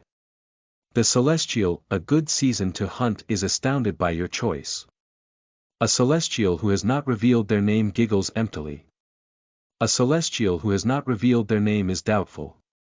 Without exception, the deities who had been watching Chang's son found his choice incomprehensible. Rune creation was not an easy skill to master, and was definitely not suitable for use by a beginner in an actual fight. Moreover, Chang's son did not own a tool to create runes with, or a wand to cast spells using them. Thus, the deities' confusion was understandable. Regardless of their reactions, however, Chang's son paid no mind to them and quickly inspected his class skills. Poor Level Rune Creation, you can create runes. Higher skill levels represent deeper understanding of runes, heightening their success rate and decreasing their production time. Skill level 1. Type. Class. Active. Manufacturing. Effect. Rune crafting. Poor level rune engraving. You can enchant a designated target with a pre-crafted rune. Higher skill levels will allow the enchantment of more kinds of targets, from objects to people. Skill level 1. Type. Class, active, buff. Effect. Rune enchantment. As expected, I got these two this time, so it's fine. Roughly 4 minutes remained. Chang Sun activated one of his new skills without delay. The skill, Poor Level Rune Creation, has been activated. Distributed 30 additional stats to intelligence. 030, distributed 25 additional stats to willpower. 025, the increased stats have increased your chances of success. Cerulean energy formed at the end of Chang Sun's left hand, which meant the skill had been activated. Then, he cut his left hand deeply with Tiamat's snaggletooth. Pa! Blood sprayed forcefully out of the wound. In spite of the terrible pain, however, Chang Sun did not even blink once. He drew a long line on the surface of Tiamat's snaggletooth, with his heavily bleeding palm, leaving a scarlet mark on the weapon's black blade. As blue energy seeped into the blade, Tiamat's snaggletooth trembled slightly. Chang Sun thought, I never thought that skill the old man forced me to learn would be this useful. Tiamat's snaggletooth has been converted into a temporary wand. As soon as Chang Sun finished reading the messages, he began to draw runes on the blade's surface rapidly. His still dripping blood served as the paint, and his index and middle finger as the brush. Not a hint of hesitation held him back as he drew the same rune over and over. Each stroke was extremely sharp and decisive, without a single hint of neatness or refinement. The skill, Poor Level Rune Engraving, has been activated. An explosion rune has been engraved. An explosion rune has been engraved. The Celestial, a good season to hunt, having read your thoughts, scoffs.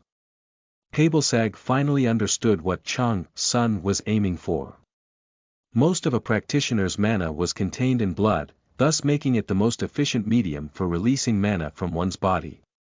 Using that, Chang Sun did not need to prepare tools for rune creation, and could simply turn Tiamat's snaggletooth into a wand. Now, he was even imbuing it with runes. No common sense could describe what was happening. Tiamat's snaggletooth was a relic Pablesag had received from her mother, thus, even if most of its options were locked, it would be better than any common wand. The Celestial, a good season to hunt, wonders how a novice like you knows about runes. Done. When Chang Sun finished drawing the 5th rune, which was the last one he needed, Tiamat's snaggletooth jolted violently as if it were about to explode. Due to your exceptional concentration and willpower, rune creation and engraving has not failed even once. Due to your exceptional concentration and willpower, rune creation and engraving has not failed even once. The skill level has been increased. As an additional reward, the effects of explosion rune times 5 have been compounded. Your mana supply is exhausted. You have fallen into the hunger state. Whoosh, stab, stab, stab. Forcing himself to remain conscious, Chang Sun used Tiamat's snaggletooth to draw several diagonal lines in midair. 00.03.21.05, 00.03.21.04, about 3 minutes remained. However, that was more than enough to wipe out the forest before Chang Sun and kill the bloody mamba. Thud. Rumble *****. According to the official government manual, civilians were supposed to divide themselves into groups according to the each of them received if they were entangled in a random break. Shield-bearers would join a shield-bearer group, spearmen would join a spearman group, and supporters would join a supporter. Each of the groups would have a unique formation, and they were to be led by a player or a soldier. By that standard, Second Lieutenant Park Hae-sung was the perfect man to handle the current situation, as he was both a soldier and a player. Again. Hae-sung thought, having trouble focusing on leading people. For some time, explosions had begun ringing out through the forest. The latest one was significantly louder than any Hae-sung had heard before. Naturally, the civilians also looked in its direction, where smoke and fire rose above the trees as the ground rumbled. What is this? The monsters aren't rushing in, are they? What's going to happen? What on earth is going on?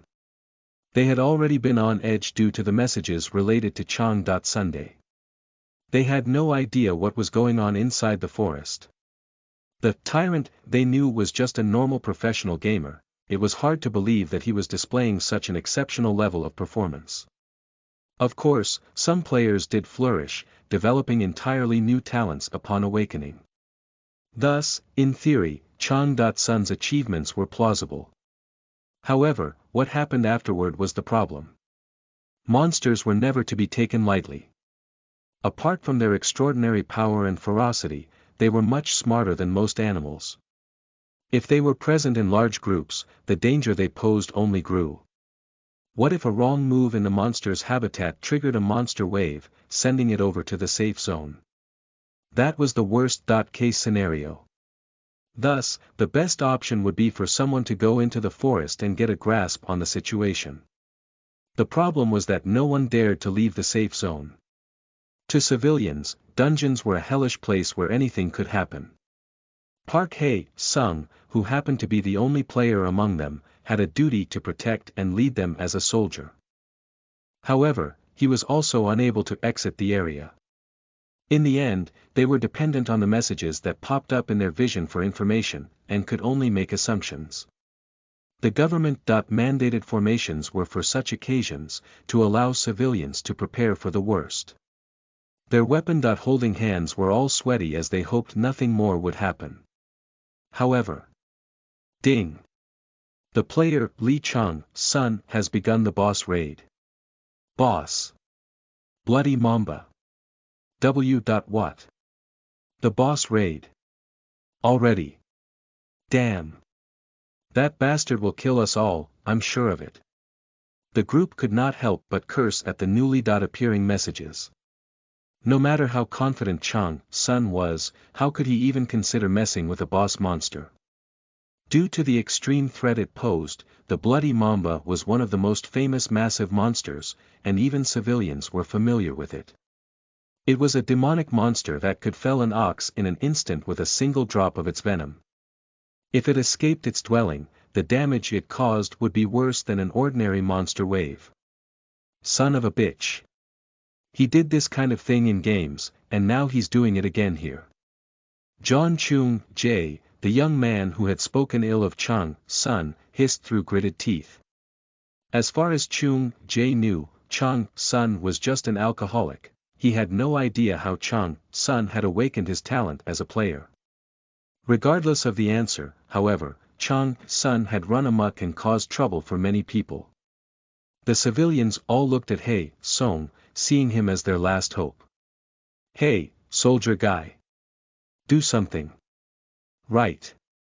We're all gonna die if we don't do something. Hae-sung called out, everyone, just remember what I told you. Calm down and maintain your positions. But, someone protested. Maintain your position. If our formations collapse even a little, everyone will die, Hae-sung instructed them. He knew that if he showed how nervous he was, things would take a turn for the worse. Thus, he could not waver even in the face of opposition. In the end, although the civilians were all nervous and on edge, they maintained their positions. Damn. Out of all the dungeons it could have been, why did I have to get entangled in an unpredictable gate? Hae-sung thought. With great difficulty, he swallowed those words back down despite wanting to say them out loud. Unlike the others, however, he felt a faint glimmer of hope. Amid the black smoke, he saw a golden light shining. He thought, if that's the skill effect that shows up when someone scores a critical hit, we definitely have a chance of winning. The golden skill effect only appeared after satisfying extremely tricky conditions. Among those were decisive blows that reduced a monster's HP considerably, displays of perfect control, and flawless execution of a skill. Thus, if a player could trigger even one or two of them, that was sufficient for them to be evaluated as having great control. Some of the players who were associated with godlike control were Dr. Frost, who could bombard vast areas if his magic spells were not dispelled perfectly, or Killer Queen, who could terrorize targets with a unique assassination technique called One Flower in the Midst. Now, however, golden skill effects were being triggered constantly. So many of them filled the air they began to eclipse the black smoke and scarlet fire. What on earth is happening there? How could Chang Sun continuously land critical hits against the boss monster of a 2-star dungeon, and during a solo raid, no less? He Song was certain that even players who had levels in the 30s would struggle to accomplish such a feat now. However, it was being done by a mere novice. Such an event would undoubtedly go down in history if it were revealed to the world. Perhaps, He Song thought, he was witnessing the birth of a new member of the 10 Overlords. Thud. Just then, something extremely large fell to the ground, and the continuous explosions faded like a mirage. Afterward, a new message from the dungeon appeared in the eyes of the novices. The first boss monster, the Bloody Mamba, has been successfully hunted. Ha! He Song gulped inadvertently.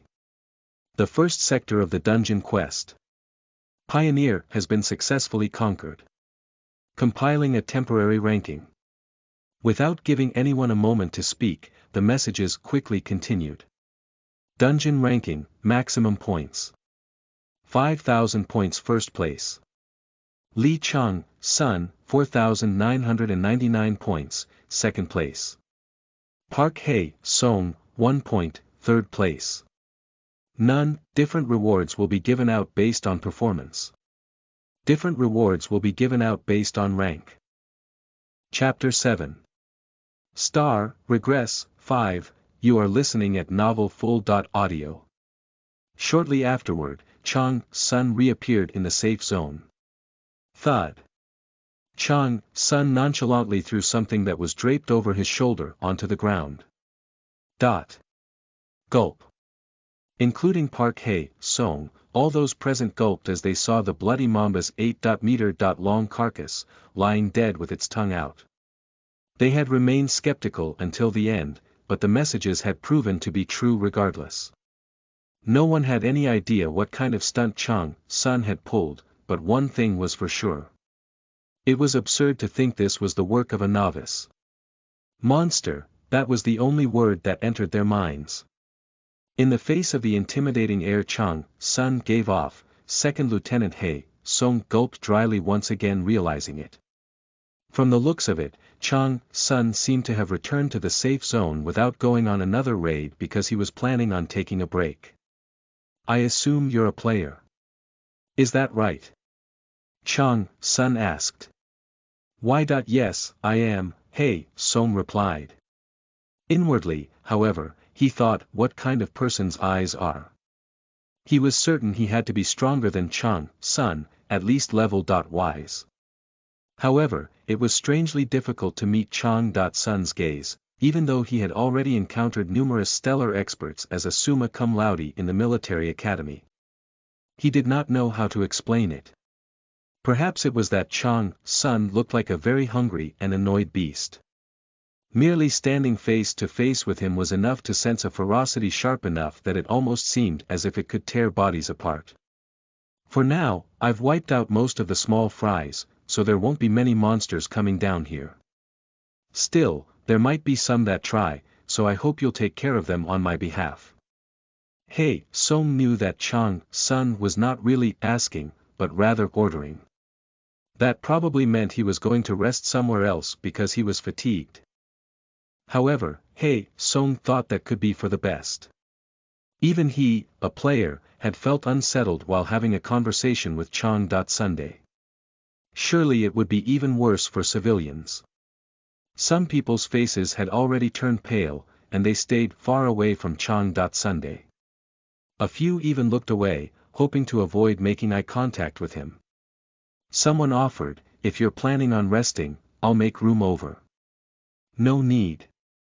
Everyone seems uneasy around me, so I'll find my own place," Chang. Sun replied, then left the safe zone after slinging the bloody mamba carcass over his shoulder.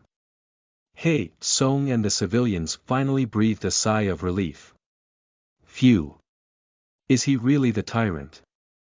Are you sure you didn't mistake him for somebody else who looks like him? Yeah. He really seems like a totally different person. He's not a demon, is he? Come on, man. Out of all the questions, you had to ask that one. Besides, if he were a demonic being, wouldn't we all be dead already? He would have already finished us off. I guess so. Ha. Ha ha ha. I guess I must have been worried over nothing. Like a ripple in a pond, their complaints spread far, but as a result, no one witnessed the sight of John Chung, Jay glaring at Chang. Sun's back as he left. Asterisk asterisk asterisk, a momentary break will be provided before the second sector opens. 01.00.00.59.59.99. Demonic being. Well, I suppose it isn't too weird to be called that, Chang. Sun remarked with an empty chuckle as he left the safe zone, heading toward the forest on the other side of the first sector.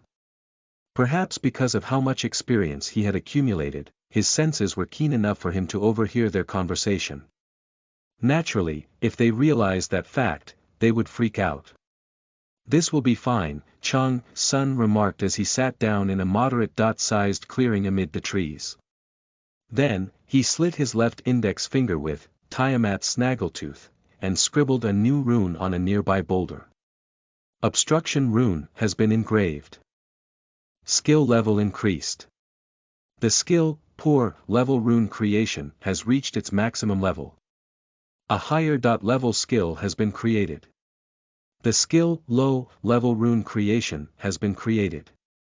The obstruction rune could not regenerate Chang. Sun's stamina or make fatigue disappear, but it could serve to hide him from monsters. Thus, it was the perfect rune to use if he wanted to take a short break. I have to organize my rewards first, he thought. 2 rewards for your achievements, performance ranking, and 3 rewards, the hunter's verification, are on hold. Receive achievement rewards. The performance reward has been granted. Choose one from the following selection. 1. Skill, 2. Effect, 3. Item, 4. Merit. Several choices appeared, but there was no need for Chang. Sun to give it much thought. He already had his choice in mind. Category number 4 of merit has been chosen as a reward. 10,000 karma has been accumulated. The performance reward has been granted. Choose one from the following selection. 5,000 karma has been accumulated. Currently owned merit. 15,000 karma. Well, the rewards given at lower levels only have cool names, but they're mostly superficial. Unnecessary. Tiamat Snaggletooth should be enough for now, and if I really need something, making it on my own will be more efficient, Chang. Sun thought. On the other hand, merit, which would be converted into a currency called karma, was different. When the shop is unlocked, nothing will be more useful than this. The Saha world and the other world had something in common. The rich guy would win in the end. Merit was none other than the primary means of making that happen. That was why Chang. Sun planned to focus on accumulating merit for a while, to the fullest extent possible. In the shop, he would be able to buy and trade many things, such as skills, items, and blessings. Even divinities could appear in it from time to time. The next thing he did was to check his status. Open system window. Li Chang. Sun, divine name. Divine Twilight, unusable, title. Natural enemy of serpents, new. Faction. Underworld class. Rune Master level. 15 strength. 36.5, plus 25, agility. 32.7, plus 20, stamina. 29.9, plus 20, magic. 10, plus 20, intelligence. 33, plus 20, willpower. 28.2, plus 20, acquired skills. Intermediate dagger proficiency LV.5 poor, level rune engraving LV.9 low, level rune creation LV.1, new. Serpent eyes LV.1, new. Acquired effects lesser toxin resistance LV.5 acquired authorities soul exploitation LV.1 execution sword LV.1 special note. Several deities have shown deep interest and admiration for the achievements you have accomplished. Additional stats. 50 not too bad, Chang Sun thought. In truth, although Chang Sun saw his current status as merely alright, the reality was that it was far more than that. Who would believe that this was the status window of a player who had just received his first class? Even Chang Sun, who had already gone down a similar road in Arcadia, smiled faintly as he read the window. Catching the bloody mamba in a solo raid definitely contributed the most toward making this happen. The achievement he had been awarded raised his strength and agility tremendously, making it possible to raise the relevant skills to level 5. He decided to keep the additional stats in reserve, as they would be useful in the future. Apart from that, the extra rewards were also useful. The title Natural Enemy of Serpents had been granted by killing the bloody mamba on a solo raid. Equipping the title was enough to cause fear not only in snakes, but also in all reptile-type monsters, and it granted an additional 10 points to all stats. The title's effects were extremely potent. The new skill, Serpent Eyes, was of a similar caliber. It would allow Chang Sun to easily identify an opponent's weak spot and would be immensely useful to him. Those two rewards alone would already grant him an enormous advantage. On top of all that, my strength and agility stats are so high that Pabelsag will drool over them. Chang Sun turned his gaze toward the messages that had been ringing continuously, as if begging for his attention. The first of 3 rewards from clearing the quest, Tiamat Snaggletooth, now belongs to you indefinitely. The Celestial, a good season to hunt, has expressed a strong desire to have you. Despite bestowing a relic she treasured immensely on Chang Sunday, Pabelsag was not unhappy. Instead, she had revealed a firm desire to make him her apostle, one way or another. That was how much Chang Sun meant to her. Some deities have begun to show clear interest in you after finding out the results of the wager. Some stars have begun to take interest in you. The Celestial, a good season to hunt, once again issues a strong warning. Anybody who attempts to steal her plaything will taste a dragon's wrath. The Celestial, a good season to hunt, asks what you want as additional rewards for the wager. The entire time, Pabelsag had not forgotten about their wager. She went as far as to open up her personal treasury, telling Chang Sun to take whatever he wished. The second reward has been granted. The dragon's treasury has been opened. Reward list. 1. Anatison Gold. 2. Blue Sky Grail. 3. Universal Stone. As Chang Sun reached the end of the list, he repeatedly clicked his tongue. She has all sorts of things. Not only does she have the Blue Sky Grail, which can turn any alcohol into an elixir, she also has the Universal Stone, that can grant its bearer more mana just by carrying it around. As Pabelsag was a daughter of Tiamat, Chang Sun had assumed that she would own all sorts of treasures and riches. Still, the actual list surpassed his wildest expectations. It exceeded all the wealth Chang Sun himself had acquired in his divine Twilight years. It was indeed a dragon's treasury. However, what surprised Chang Sun the most was Pabelsag's magnanimity. Although he had been aiming for such a result from the start, he had never expected her to be so generous. The Celestial, a good season to hunt, says you can request anything without reservations. The Celestial, a good season to hunt, affirms that even 1,000,000 gold coins will not be a waste if she can win you over. Several deities are flabbergasted by the offer given by a good season to hunt. Several stars have revealed their interest in the treasury of a good season to hunt. Chang's Sun got the impression that many celestials were watching him and Pabelsag at that moment. That gives me even more of a reason not to be content with this. Reaching out with one hand, Chang's Sun closed the list. The treasury list has been closed. You have not chosen any rewards.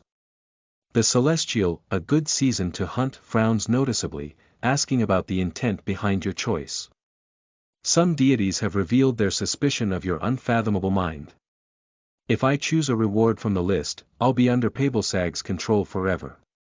It was a given that Chang's Sun had planned to attract the attention of deities and stars, but he had no intention of becoming someone's apostle. Becoming an apostle meant mortgaging one's soul. In the long run, it would close many options off. After all, I didn't see anything that was truly valuable. He had had enough of mortgaging his life in Arcadia. Still, it would be unwise to incur resentment from a deity. He needed to entice Pabelsag as best he could. As far as I am aware, the more merit one accumulates, the better, because it is useful in the reward system. I want to do that instead. The reward you have not received has been substituted with merit. 1,000,000 karma has been accumulated. Currently owned merit. 1,015,000, maybe it's because I had a bet with a deity, but I've received a lot. Chang's Sun already owning over 1,000,000 karma was as ridiculous as the stats he had. The Celestial, a good season to hunt, has a disapproving expression. The Celestial, a good season to hunt, recommends at least taking the remaining reward of becoming an apostle candidate.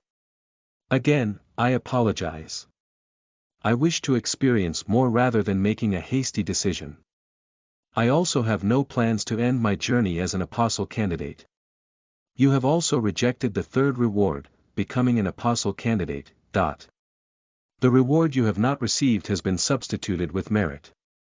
1,000,000 karma has been accumulated. Currently owned merit. 2,015,000. The Celestial, a good season to hunt, is furious at you for mocking her.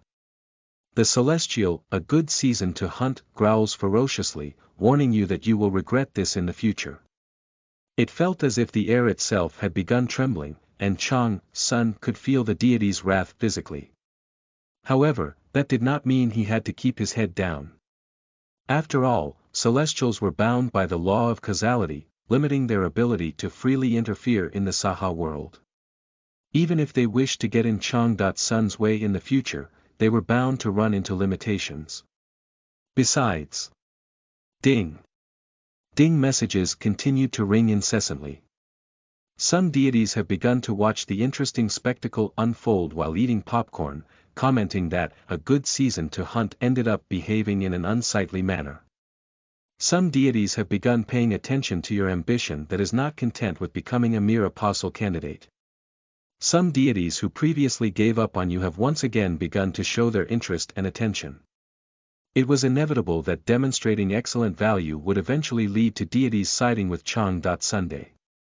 Eventually, they would be enough to protect him from Pabelsag's attempts to pressure him. Even if that did not turn out to be the case, if he understood the situation correctly, she would never stop wanting him. Tiamat and her children are never satisfied until they get their hands on something they've begun to desire. Besides, if Pabelsag really needs fighting power for a battle against Bel Marduk, she'll be in dire need of as many talented people as possible. The Celestial, a good season to hunt, watches you for a moment with blazing eyes, then rapidly looks away. With that, Pabelsag would most likely stop expressing her will openly for a while. However, Chang's Sun was fairly sure that she was going to keep watching him. From beginning to end, everything has been going smoothly according to plan. It's actually starting to be concerning. I think this will be enough to get me to the next stage, though. I wonder how much time is left until the next sector opens. 00.51.49.33, roughly 50 minutes remained. It should be enough to make the necessary preparations. With Tiamat Snaggletooth, which remained sharp even after enduring so many explosion runes, Sun dismembered the bloody Mamba's corpse. He did not show the slightest hint of hesitation as he gutted it to remove its organs, separated its skin from its flesh, and drained its blood. Normally, not a single thing should go to waste with a boss monster like this. Acquired, Bloody Mamba's blood. Acquired, Bloody Mamba's tendon times 5. Acquired, Bloody Mamba's eyeballs times 2. Some deities have become curious about your next move. Along with the rumors pertaining to the wager, the news of you refusing the offer to become an apostle of a good season to hunt is slowly spreading through heaven. The deities who have grown curious about you are connecting to Dungeon Channel KR.9721 one after another. The current number of viewers is. The current number of deities showing deep interest in you is. ******* 0.25. 11.98, people always became preoccupied with safety in the face of a crisis. On the other hand, if someone turned that crisis into an opportunity and soared high into the sky, it would form two things in the minds of the hopeful. The question of, wouldn't I be able to do that too, and confirmation bias. That was the case for John Chung Jae, who blurted out all of a sudden on his break, that wouldn't I be able to do that too. In response, his friend Kim Hyung one asked, do what?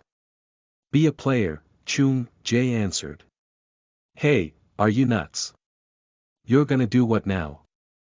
Hyung one asked. If a drunk can do it, why can't I? Chung Jae answered the question with another question. Hyung one facepalmed without realizing it. Chung Jae had been talking trash about Sun a while back, and it seemed he had become delusional in the end. He was well aware of Chung Jae's long-held jealousy toward Lee Sun. How could he not be? Sun had stomped on the opportunity Chung Jae had desperately desired ever since he was a child. Later, Sun had become a piece of trash who looked at Chung Jae with scorn.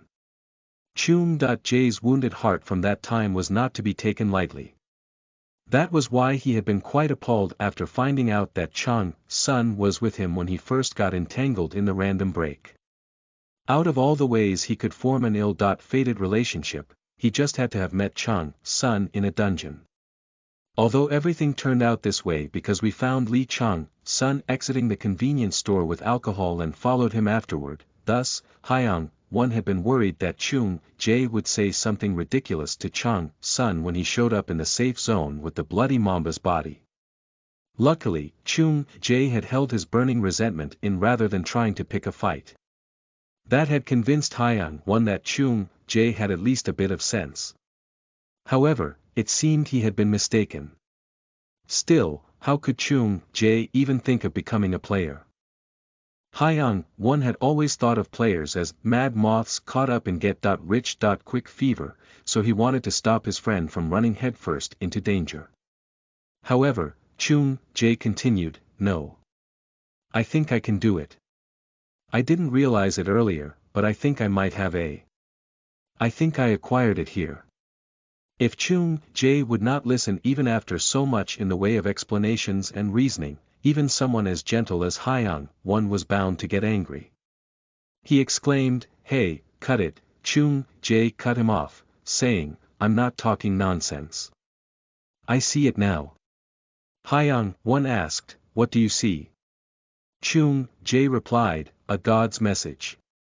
Wah, Hyung one began to yell, but he fell silent, his eyes widening in shock as Chung Jae shared the message he had been looking at. The celestial, Twilight, piercing owl, has revealed a deep interest in the talent of player John Chung Jae. Hyung one was taken aback. He was well aware of the deity known as Twilight, piercing owl. In fact, it was impossible for him not to be aware of her identity. Based on her number of followers alone, Twilight, piercing owl, was one of the most highly venerated deities among all the clans in the world. She was a goddess of justice and war, naturally, that made her one of the most notable deities in the world of players, where power was prized above all else. However, as she did not have an apostle, the deity was also known as the epitome of pride. Why was she showing interest in Chung Jae? Such a story could never be overlooked. If news were to leak out, it would cause an uproar across the world. Hyang one began to ask Chung Jae for details on how such a thing had happened. Have you ever taken the tests for awakening? Suddenly, however. Fum. The sky rumbled, and a public message appeared above the safe zone. An administrator has appeared. 1. The original word in Korean was ta, which translates to countless stars twinkling in the night sky, but metaphorically refers to a gathering of people with high status, power, or honor. Stellar, coincidentally, has a similar connotation in English. Chapter 8. Star, Tutorial, 1, you are listening at novelfull.audio. Administrator. What? Why is it appearing now? Jong Chung Jae and Kim Hyang one both looked up at the same time. So did the other civilians, who had previously believed that they could relax for the remaining time, and Park Hae Song, who had been trying to anticipate what the quest in the second sector would be. As the title implied, an administrator was a being that managed dungeons. Still, they were rarely seen, as each administrator oversaw multiple dungeons. Unlike deities or stars, they were beings who always gave people trials and tribulations, which meant even high rankers or apostles would avoid meeting administrators. Why would such a being show up without warning? Most people took a step back, their expressions filled with fear. However, Hae Song stepped forward to take charge as their leader. Tap. A pillar of light descended from the sky. When it disappeared, it revealed a rabbit-man wearing a tuxedo, standing quietly in place. He had a monocle over one eye and a pocket watch in one hand, reminiscent of the White Rabbit from Oh My. I unintentionally disrupted your rest, didn't I? The administrator began, greeting those present with exaggerated elegance. It is so good to meet you all for the first time. I, Harold, am an administrator responsible for the KR channel. I'm Park Hae Song. I'm currently in charge of the safety zone, Hae Song replied. Oh. I assume you are the famous player Park Hae Song, Harold said. Do you know me? Hae Song asked. Of course I do. You are the sole survivor of the den of the evil dragon, no. The is also keeping a close eye on you, Mr. Park Hae Song. It would be impossible for me not to know you, Harold replied. The name, Den of the Evil Dragon, left a faint frown on Hae Song's face, but he quickly hid his feelings and cautiously asked, Thank you, but what brings you here? A matter has come up, for which I have to ask for your understanding, Harold answered. By understanding, you mean, Hae Song trailed off, his expression stiffening as he felt an ominous sense of foreboding. In truth, unlike my main principles are non-intervention and freedom. I tried to not interfere with all of you. However, as you may know, it is difficult to act on one's own beliefs inside an organization, is it not? Harold remarked, before calmly continuing, the transmission rate in this channel abruptly rose tenfold, making my bosses quite irritated. Thus, I am sorry, but it seems the difficulty level needs to be adjusted. Wah! Hae Song began to splutter in protest, but Harold lightly flicked his fingers. Flick. Reflecting the currently recorded achievements, the difficulty level has been revised significantly. The safe zone has disappeared. The monster's aggression has been increased. The monster's damage and defense has been increased. The safe zone's dividing line that had previously surrounded the civilians disappeared. At the same time, the concentration of mana in the air became so high that it was difficult to breathe. However, that was not what truly filled the civilians with horror. Dozens of eyes that resembled will.o. The dot wisps began to appear throughout the forest surrounding the safe zone. KRRW. What the? Why all of a sudden? The civilians could not help but be petrified with fear. For them, this was no different from their survival rate being lowered abruptly for no reason. It's just like back then. Hey, Song thought desperately, biting down hard on his lower lip. He had experienced something similar before. News of a super-talented novice's appearance had attracted a lot of attention from the Celestials, and an administrator had suddenly showed up. In an instant, a quest that had been about to end changed completely.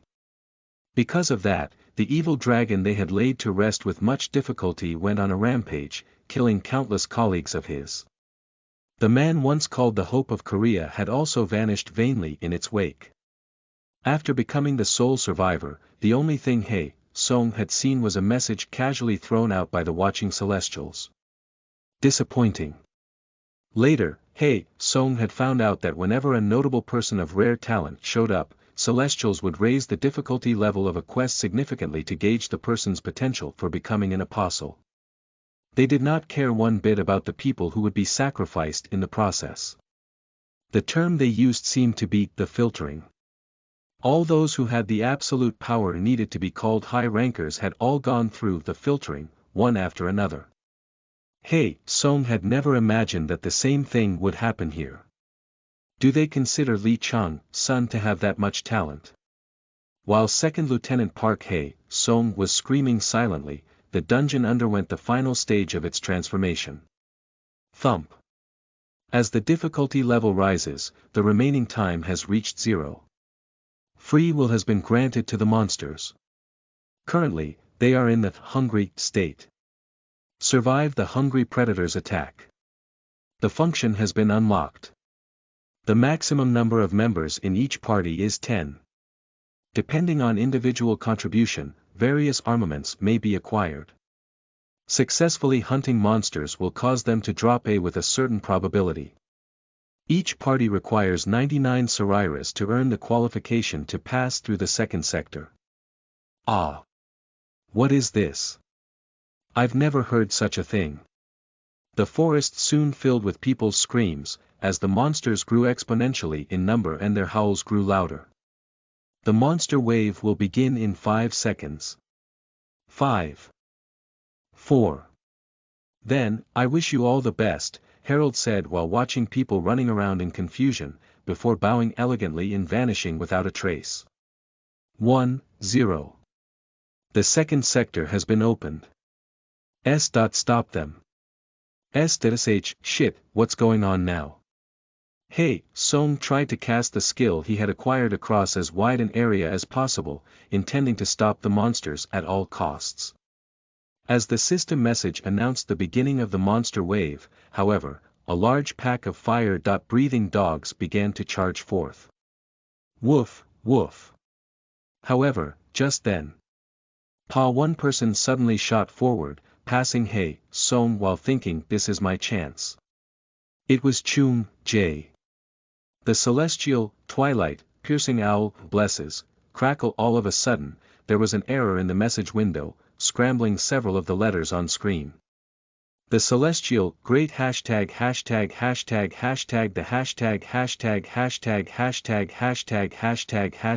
blesses you. Acquired, Bloody Mamba's poisonous fong. I got it. Chung-sun thought as he finished butchering the bloody mamba. When only the parts he wanted were left, his eyes shone. He had finally received the first clues toward achieving the impervious body. Of course, to use the bloody mamba's body to the fullest extent, he would require other ingredients, along with fulfilling other necessary conditions. Still, the sense of accomplishment from finally achieving the first step brought him great joy. However, that feeling came to an end quickly, as an incessant series of messages from the dungeon suddenly appeared. The second sector has been opened. The deities who show interest in you wonder about your future exploits. The deities who show interest in you have placed wagers on how long you will survive. What? Chung-sun muttered, narrowing his eyes. He thought, have they already begun the filtering? Celestials did not normally pay much attention to mere mortals' life and death. After all, the vast universe overflowed with various civilizations, and each civilization was filled with countless intelligent lives. All they wanted was more faith. In order to make that happen, they were only interested in acquiring talented apostles who could do their bidding in the Saha world. Still, even if a fine candidate were to appear, that did not mean they could blindly bless the candidate and make them an apostle. Pabelsag was the odd one out. Ordinarily, Celestials were particularly determined to choose apostles through a highly selective process. Therefore, whenever they discovered a promising candidate, they went directly to make a request. They would drastically raise the difficulty level of the dungeon to put the apostle candidate in harm's way. If they had superb candidate's potential would flourish one way or another in a crisis. If not, they would just disappear, buried among the ordinary people, at which point the Celestials' interest would fade away as if it had never existed. They would never care about the victims of such a crisis, either. That was how the term arose to describe such crisis scenarios. Players had begun to consider them tribulations used by Celestials to awaken people into great players, taking the word tutorial to mean instruction manual. It's stupid to believe that. The tutorial was actually a special manual made by the Celestials. Therefore, Chang Sun had assumed that as long as he was carrying out the quest in the dungeon, the tutorial would be activated in some way or another. However, he had thought that it would only begin when it was time for Sector 3 or 4 to open. Is this because I won the wager with Pabelsag? He thought. From the looks of it, he had attracted far more attention from the Celestials than he anticipated. Shoving the bloody mamba's poisonous fang into an inner pocket, Chang Sun quickly inspected his physical condition. HP 151/448, mana. 8 out of 250, it's a mess. Only a third of his HP was left, and his mana was almost gone. He could refill his HP with soul exploitation, but there was not much he could do to restore mana, which he needed to use his skills. However, there was a bigger problem giving him a headache. Stamina. 2 out of 30, my stamina is almost depleted. No matter how much mental fortitude Chang Sun had, it would be strange for his physical condition to be normal. He had acquired his first class and killed a bloody mamba in less than half a day with his wasted body. That was why he had really wanted to rest during the break period. I guess things aren't going to work in my favor. As soon as Chang Sun reached his conclusion, he firmly gripped Tiamat's snaggletooth, and shot forward. In the past, he had more often than not been forced to face crisis situations in poor physical condition, rather than having the luxury of taking them on in peak condition. Each time, he had been victorious. That was how the legend of Divine Twilight had been born. Rustle, rustle, a fire lizard. Chang Sun remarked. A large reptile leaped out of a nearby thicket. It resembled an ordinary gecko, but it was 2 meters long. It had a violent nature, seeking to burn everything in its sight. First came biotoxin, and second came flame toxin. Will it be in the order of ice toxin, mineral toxin, and corpse toxin next? Chang Sun recalled the pattern that would manifest based on the quest theme as he tried to hit the lizard with a sliding tackle. In response, the fire lizard spat out a fireball. Then what I need to do from here is, Chang Sun ducked, narrowly dodging the fireball. Then, he struck with Tiamat's snaggletooth, aiming for the fire lizard's lower body. Accumulate fire elemental energy. Slash. Tiamat's snaggletooth quickly slashed through the fire lizard's leg, just beneath the joint. It wailed in pain and twisted its body in an attempt to bash Chang Sun's head in with its tail. However, Chang Sun had already rolled away, well out of striking distance. Thud. The fire lizard's tail pounded down on nothing but empty ground. Once again, Chang Sun closed in on it, slashing toward its vulnerable carotid artery. Rip squirt. Key. Key. The fire lizard struggled, spitting more fireballs as blood poured from its body. However, the fireballs did not hit Chang Sun even once, passing harmlessly through the air. In contrast, Tiamat's snaggletooth unleashed several quick, deep cuts, only striking the fire lizard's weak points. Slash rip, rip. Boom. Thump. Successfully hunted a fire lizard. Level up. The fire lizard collapsed onto the ground, completely helpless to resist. It has way more HP than the black mambas. If these things moved in groups, I would have a hard time hunting.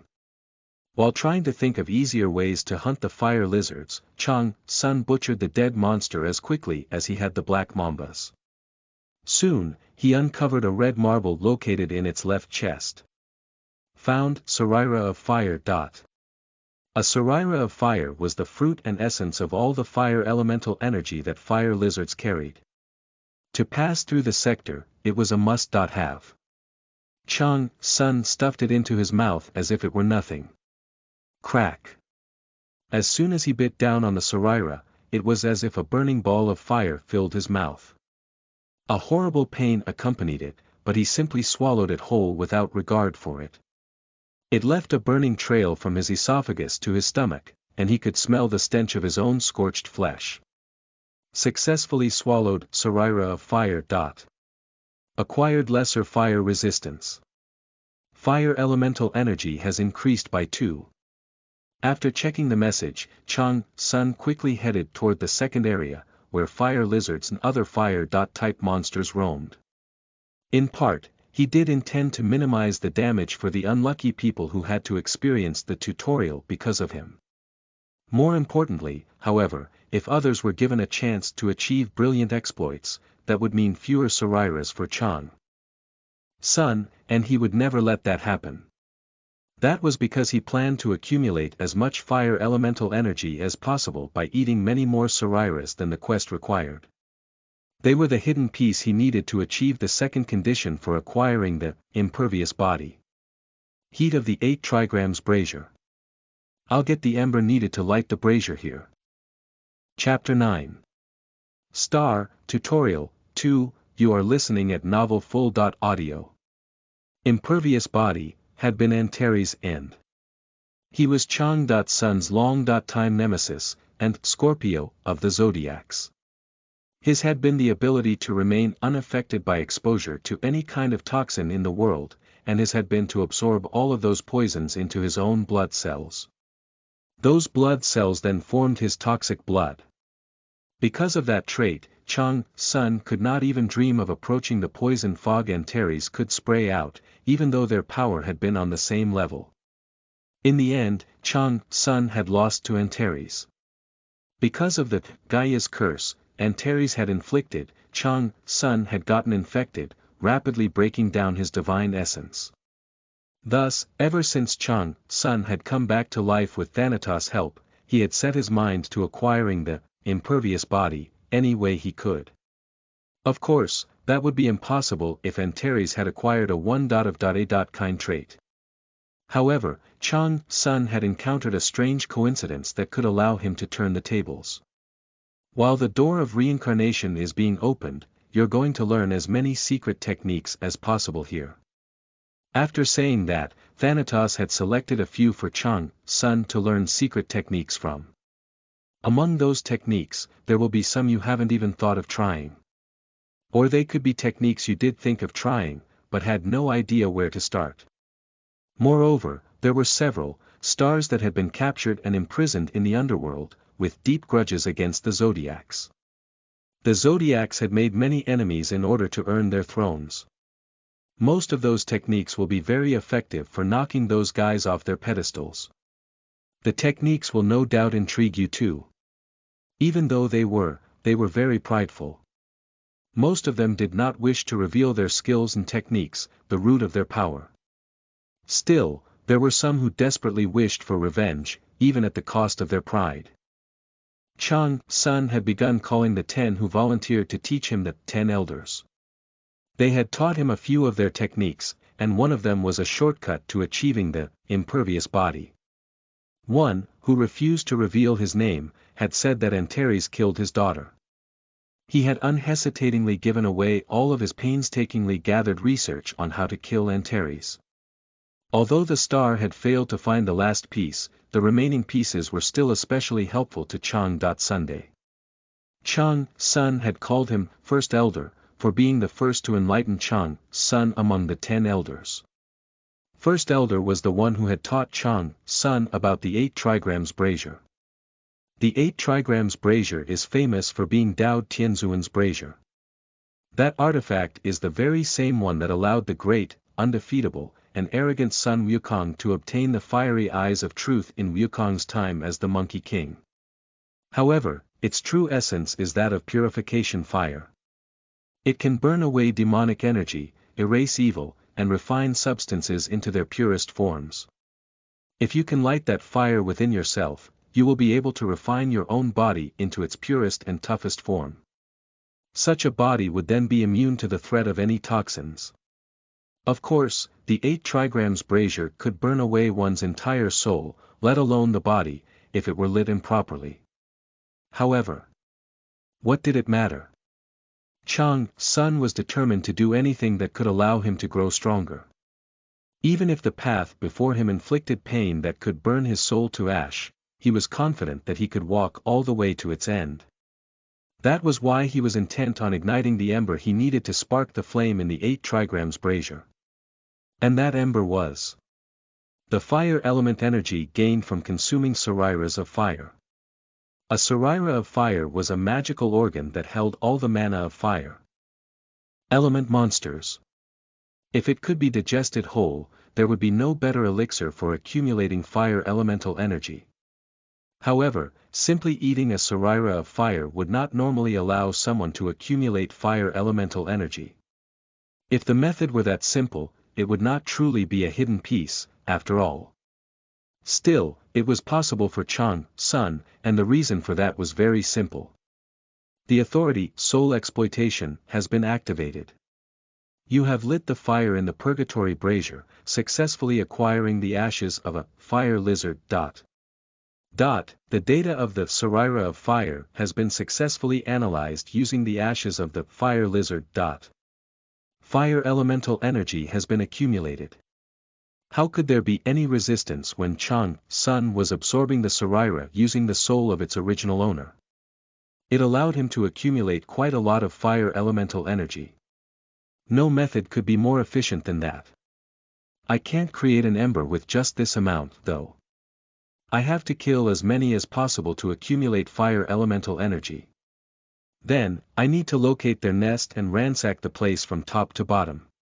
The strongest, toughest monsters will be there, and I also have to eat their sariras. Although he felt that just one sarira was not enough, there was one thing that made Chang, Sun yell in delight. It was that the early activation of the tutorial would enable him to accumulate even more fire elemental energy. The higher the difficulty level was, the bigger the reward would be. That had always been the nature of dungeons. And so, zoom, zoom, zoom. Chang, Sun broke through the fire lizards that rushed endlessly toward him as he searched for the location of the nest. *******, the celestial, twill ######### is watching over her subordinate. The celestial, ####INGO#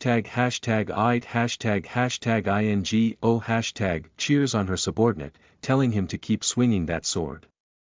Paying little heed to the messages he received that contained several distorted letters, John Chung.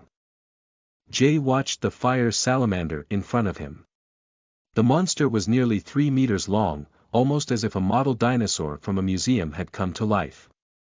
Still, Chung Jay did not care, and he simply pounced on the monster to continue his hunt. Eliminated a fire salamander. Experience points acquired. Experience points acquired. Level up. Eliminated a fire lizard. Eliminated a fire dog. The player, John Chung Jay, is dominating. Yes, this is it. This is what I've been waiting for. Chung Jay shuddered multiple times as ecstasy ran down his spine each time he killed a monster.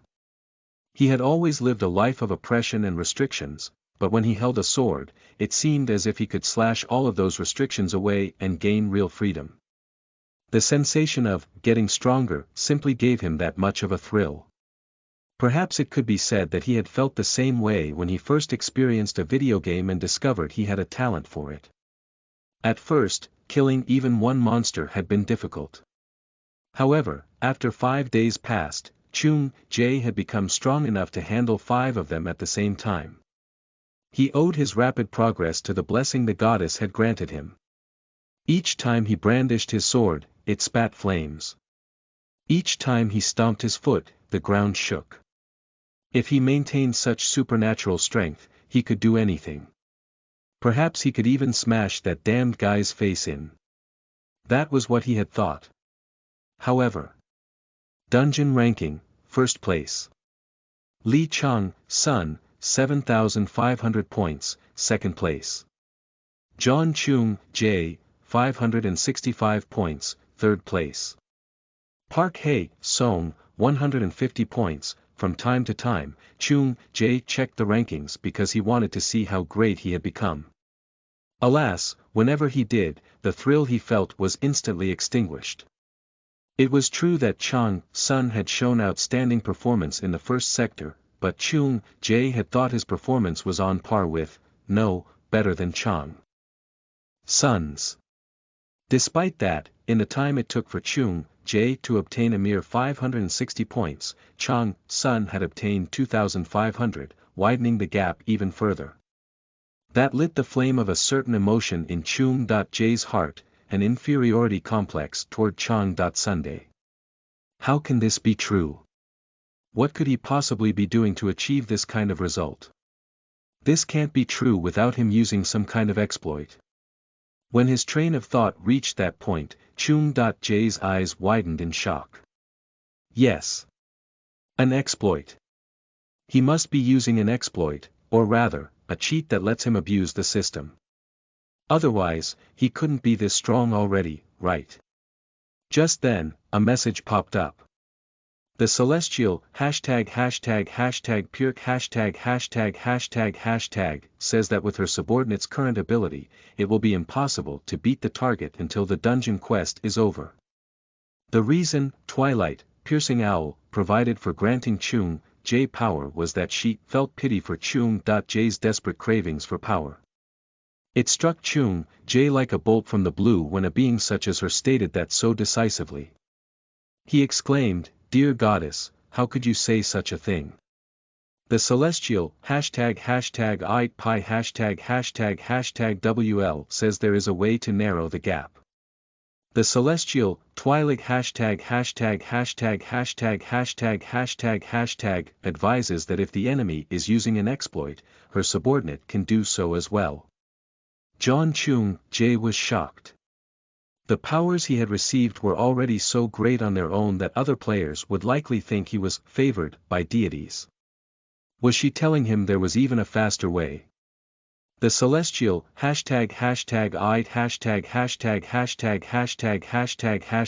says very cautiously that the exploit might cause horrible pain, depending on how it is used. No. It's okay.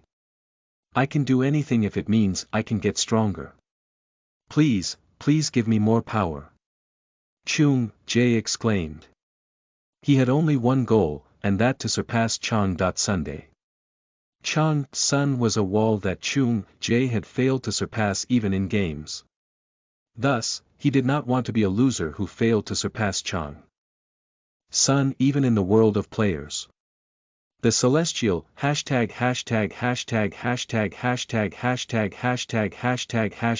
says she will help her subordinate if he is determined to do so.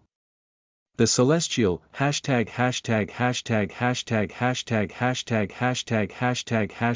whispers that insufficient ability and talent can be improved with alternative methods. Chung-jae was mesmerized for a long time by the message sent by Twilight, piercing owl, so much so that he failed to realize that the divine name of his goddess had broken down completely, becoming illegible. ****** At first, when Chung-jae had begun to hunt actively, others assumed he was just reckless, motivated by Chang. Sunday. They also thought he would die if he continued the way he had, surrounded by so many monsters. Despite that, he did not die. Rather, he kept going, only widening the gap between himself and the others. Slowly, the rest began to feel agitated. If we leave him like that, won't that young man sweep the whole second sector clean? How is he doing this? From what I heard, he received a blessing from a deity. A star, even. A star. Is that true? Do you see his friend who was with him? I heard it from him. I'm sure. I guess the world really is only for the talented. I wish we could get stronger like him.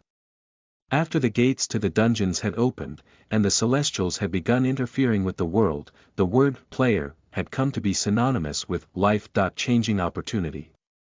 Becoming a player came with a great risk of death, but it also came with an equally great opportunity to quickly accrue vast wealth. Thus, many people tried, but most failed because they lacked talent. Organizations such as governments and the World Player Council for Freedom often held training sessions to prepare civilians for such things. However, they also tried to prevent those who failed their tests from jumping through the gates.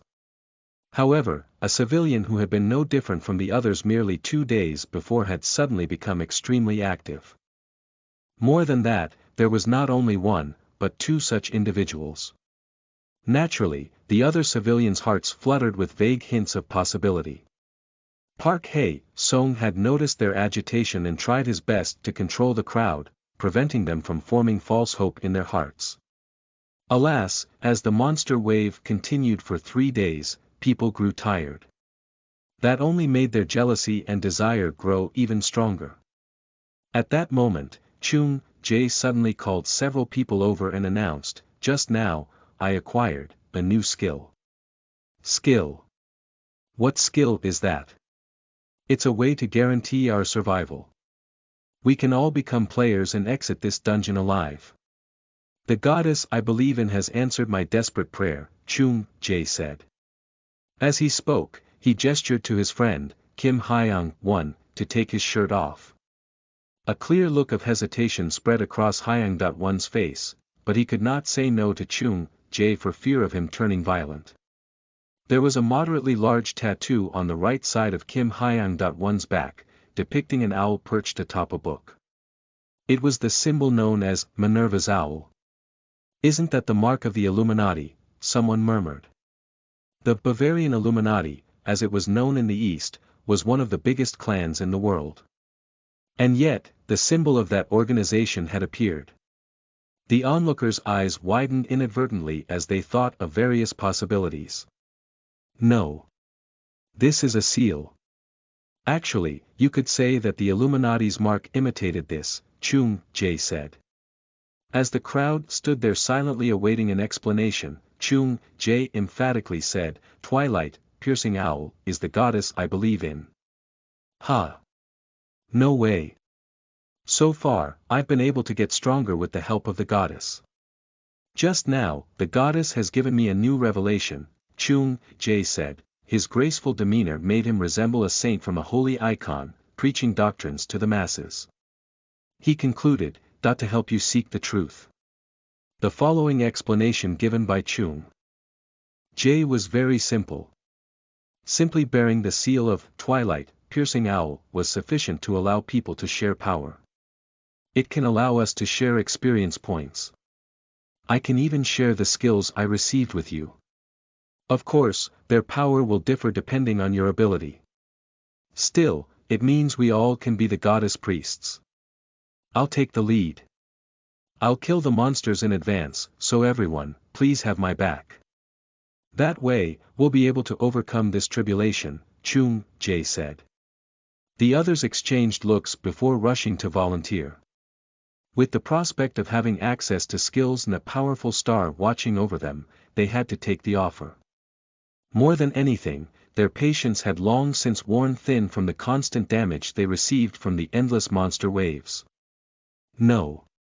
A seal can place a restraint on your soul. If we happen to make mistakes here. Hey, Song called out, urgently trying to stop them.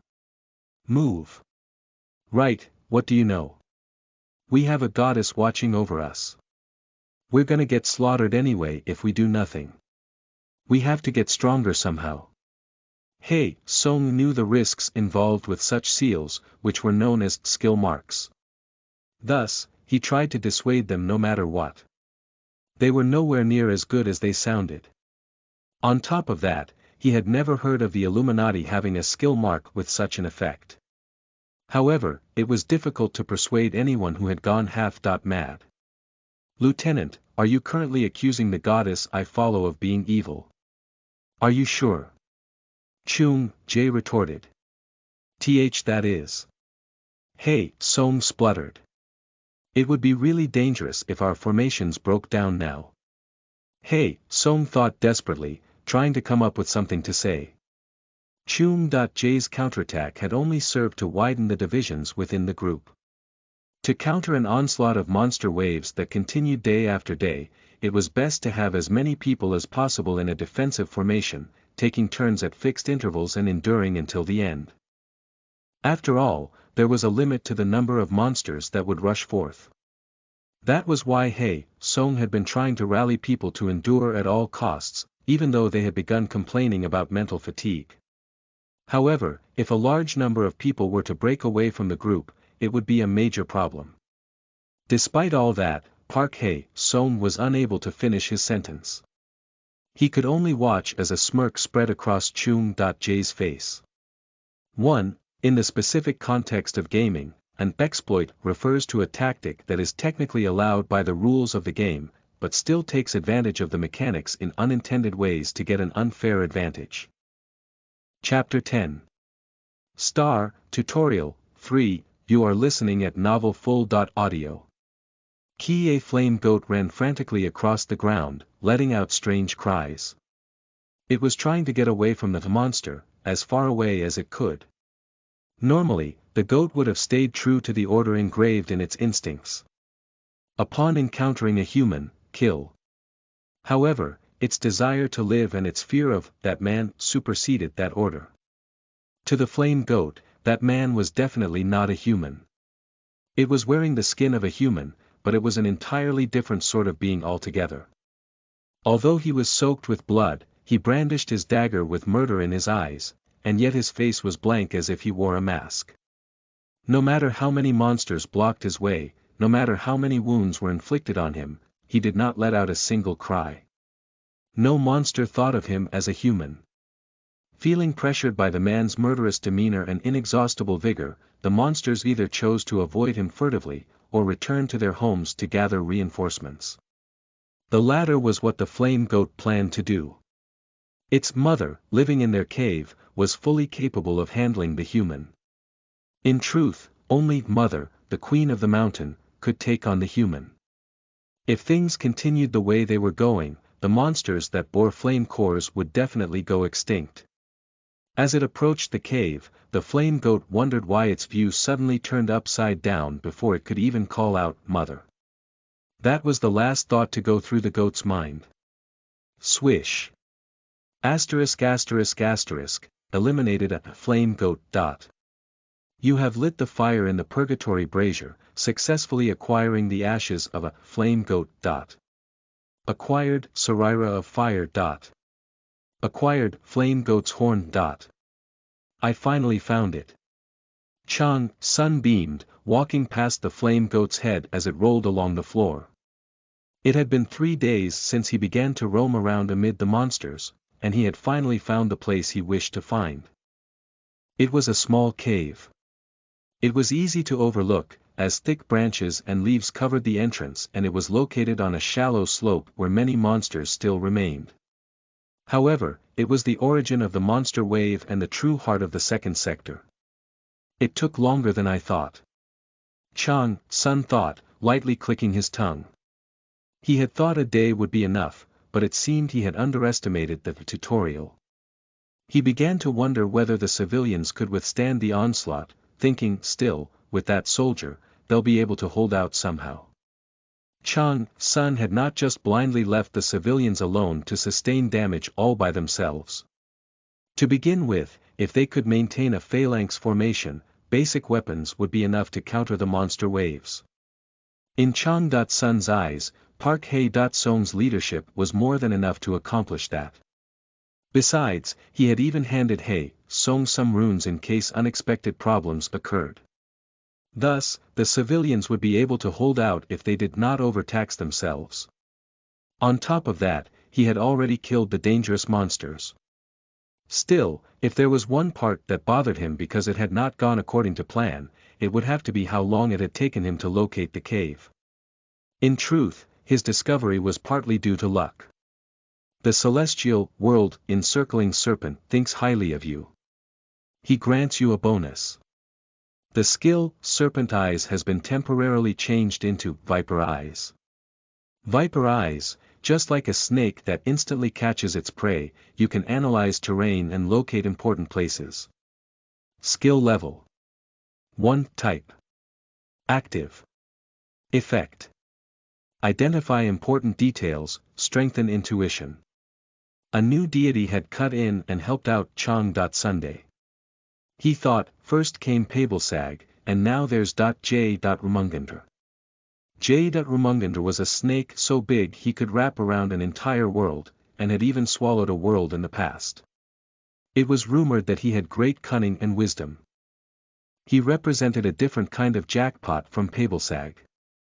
In truth, if only their divine essence were to be considered, J. Rumungandr far surpassed Pabelsag. Being able to partially borrow the eyes of such a being was very effective for hunting monsters. For him to give this away as a without any terms, it seems he wants to test my ability. When civilians encountered totally different types of skills they had never seen before, they often had no clue how to use them, and were left bewildered. However, the most talented ones fully understood those skills. They even tried to think of better ways to apply them. Chang Sun fell into that category. The word apply was, however, an understatement in this case. He used the skills so well, it was as if he had known everything about it to begin with. Viper Eyes could help him identify information about nearby environmental features if he widened its field of view. If he narrowed it down, on the other hand, he could identify weak spots on his opponents. If he narrowed it further to the size of a fingernail, he would be able to locate opponents' vital points and kill them instantly. As he had already been able to achieve critical hits with every attack, there could be no more accurate targeting system. The celestial world encircling serpent expresses his admiration of your ability, but is also curious as to how it is possible for you to display such skill. The celestial world encircling serpent asks whether your talent is related to death or battle. The distrustful snake J. Rumungandr seemed to have reservations about Chang Sun's identity, as opposed to simply admiring his ability. However, that changed nothing. Anyway, let's finish this quickly. Resolving to increase the pace, Chang Sun firmly grasped Tiamat's snaggletooth. It had been accompanying him for 3 days, and it already felt like a part of his body. He had gotten much more familiar with it. Then, "Aw!" A sharp shriek that seemed to come from a young woman pierced Chang Sun's ears. Was there someone here? Chang Sun was concerned about whether any of the escapees from Hae-song's group had located the cave more quickly than he did. Still, he could not let people die, so he shot forward in the direction of the scream. In the outer area of the cave stood a bear, far too large to be considered an ordinary bear. It stood over a female student in a school uniform. The student trembled, her legs shaking so violently that she was unable to stand up. Flame-patterned bear. Just as Asian black bears had half-moon-shaped patterns on their chests, the monster was marked with a flame-shaped pattern. It was classified as a fairly high-rank monster, comparable to the bloody mamba in strength. With its power, one swing of its front paw would be enough to tear the student apart like a sheet of paper. It's too far. So, Chang Sun quickly reached into his inventory. Equipped the fire dog's rib spear. Whenever Chang Sun had a spare moment, he had butchered monsters and carved their bones into spears. He grabbed one such spear in his left hand as he ran forward. Then, he powerfully planted his right foot on the ground, pivoting on it. In one smooth motion, he twisted his waist, throwing the spear using the torque of his rotation.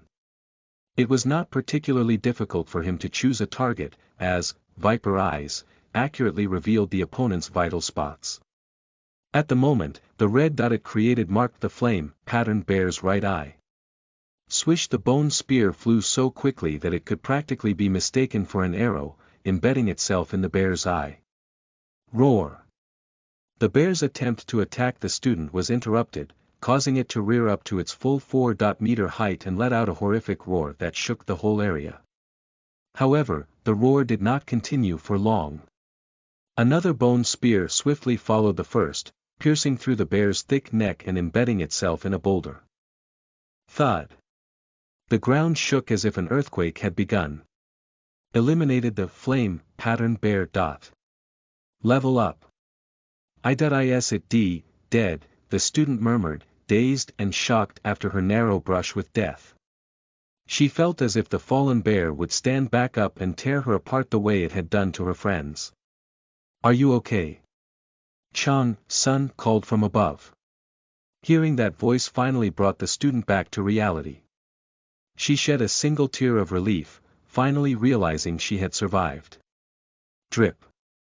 ****, Wu Hai Bin. Chang Sun asked. Yes, that's right. Thank you for saving me, mister, the student replied, having just introduced herself. She was in 3rd grade, studying at the middle school in the nearby Jamsil district. Chang Sun listened as Hai Bin recounted the story of how she had gotten entangled in the random break. She had been visiting Jamsil Sini station to eat tekbaki after her classes ended. Your friends? He asked. That is. Sob.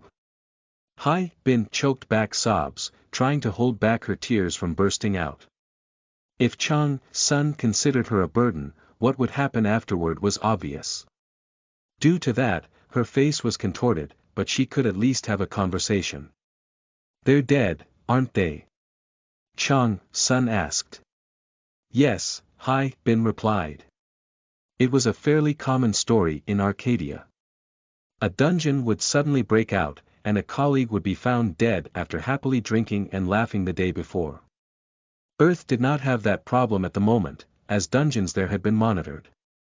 From now on, however, if the Celestials continued to blatantly interfere, the events of today would become more common. How did it happen? Chang Sun asked. Hai Bin silently pondered how to begin her story for a while, then eventually began talking. The story was simple. After Chang Sun left, John Chung Jae had begun to take an active role, and started creating a group of followers. Hai Bin and her friends had been among them, having simply wished to go back home using the power of a goddess. John Chung Jae. Chang Sun thought, his eyebrows knitting. He vaguely remembered the name, but he could not recall where he had heard it. Had he met the other man on Earth? His memories were just too faded from the passage of time. However, the questions that came to mind when he heard the name were not enough to make him stop the story, so for the time being, he continued to listen. When people started to fall behind one by one, though. He suddenly changed, Hai Bin said. Changed. Chang Sun repeated. Yes. He just left them to be eaten by the monsters, Hai Bin replied. Chang Sun lightly clicked his tongue. Such things also happened often. Certain individuals would encourage people while pretending to act like a noble hero, but when they served their purpose, they would be discarded. Those people either became bait, or sacrifices to form an elite army. Then were you and your friends left alone, just like the others? Chang Sun asked. Yes, Hai Bin said, nodding with a heavy heart. Chang Sun's every word was sharp like a thorn, so he did little to soothe her wounded heart. Still, his voice carried power and felt reliable. How did you get here? Chang Sun asked. My friends helped me, telling me to escape no matter what happened. I ran frantically to find a hiding spot and ended up here. But there was a bear inside. Hai Bin exclaimed. She has a for escaping. Then she coincidentally ended up here, Chang Sun thought. Even if Hai Bin had she would have little choice but to die if she were left alone amid a pack of monsters. For her, meeting Chang Sun was a lucky break. It was also good for Chang Sun, as it allowed him to discover what had been happening to the civilians in the dungeon, and alerted him to possible interference from new variables. However, there was still an unanswered question. He asked, that guy named John Chung Jae, what skill does he have that allows him to share power? Chang Sun was well aware of the divine name Twilight, Piercing Owl. Her real name was Minerva. She oversaw civilization, wisdom, and war. She was a star who could be clearly seen even in Earth's sky, and her divine rank was on par with the zodiacs. She was also famously known by the name Athena. However, as far as Chang Sun knew, the closest skill or authority Minerva had was for commanding an army. She had nothing that would allow someone to transfer power. Nonetheless, giving out a deity's power for free to civilians who did not even qualify to be followers would be impossible. Unless all of that was just bait to harvest their life force and their souls after death. In that case, several skills and authorities with such evil characteristics came to mind. Every last one of them belonged to beings that were classified as absolute evil. The thing is, Hai Bin trailed off, feeling somewhat uneasy about answering. Chang Sun lightly snorted, remarking, it's fine if you don't want to answer. But you'd better not wish for my help anymore. N.N.O. Wu Hai Bin shook her head and rolled up her sleeve, revealing a tattoo on her left arm. It was shaped like the seal of Minerva's owl.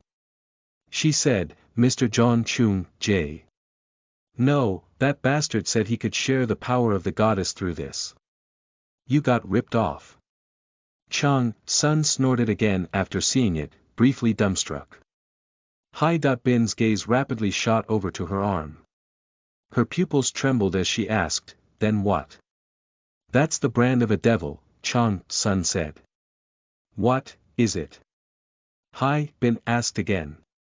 Chang Sun reached out his hand to the seal, saying, when this seal is stamped on a person, it means their soul has been sold to the devil. It means a sacrifice. The real seal of Twilight, Piercing Owl, doesn't look like this. This bird is a tawny owl, not a true owl. The closed eyes are upside down, and the book is torn. Basically, it's a fake mark to trick people. Since the seal is reversed, its effect is the polar opposite, Chang Sun explained. The celestial world encircling serpent is surprised by your wide knowledge. Then? Hai Bin asked. Upon death, the marked person's life force and soul are instantly taken. Their life force goes to the host, and their soul goes to the devil. It's messed up. Perhaps by consuming the victim's life force. John Chung Jae must have gotten pretty strong, Chang Sun remarked. The celestial world encircling serpent nods in response to your analysis. The celestial world encircling serpent wonders as to the source of such profound knowledge. What about my friends? No way.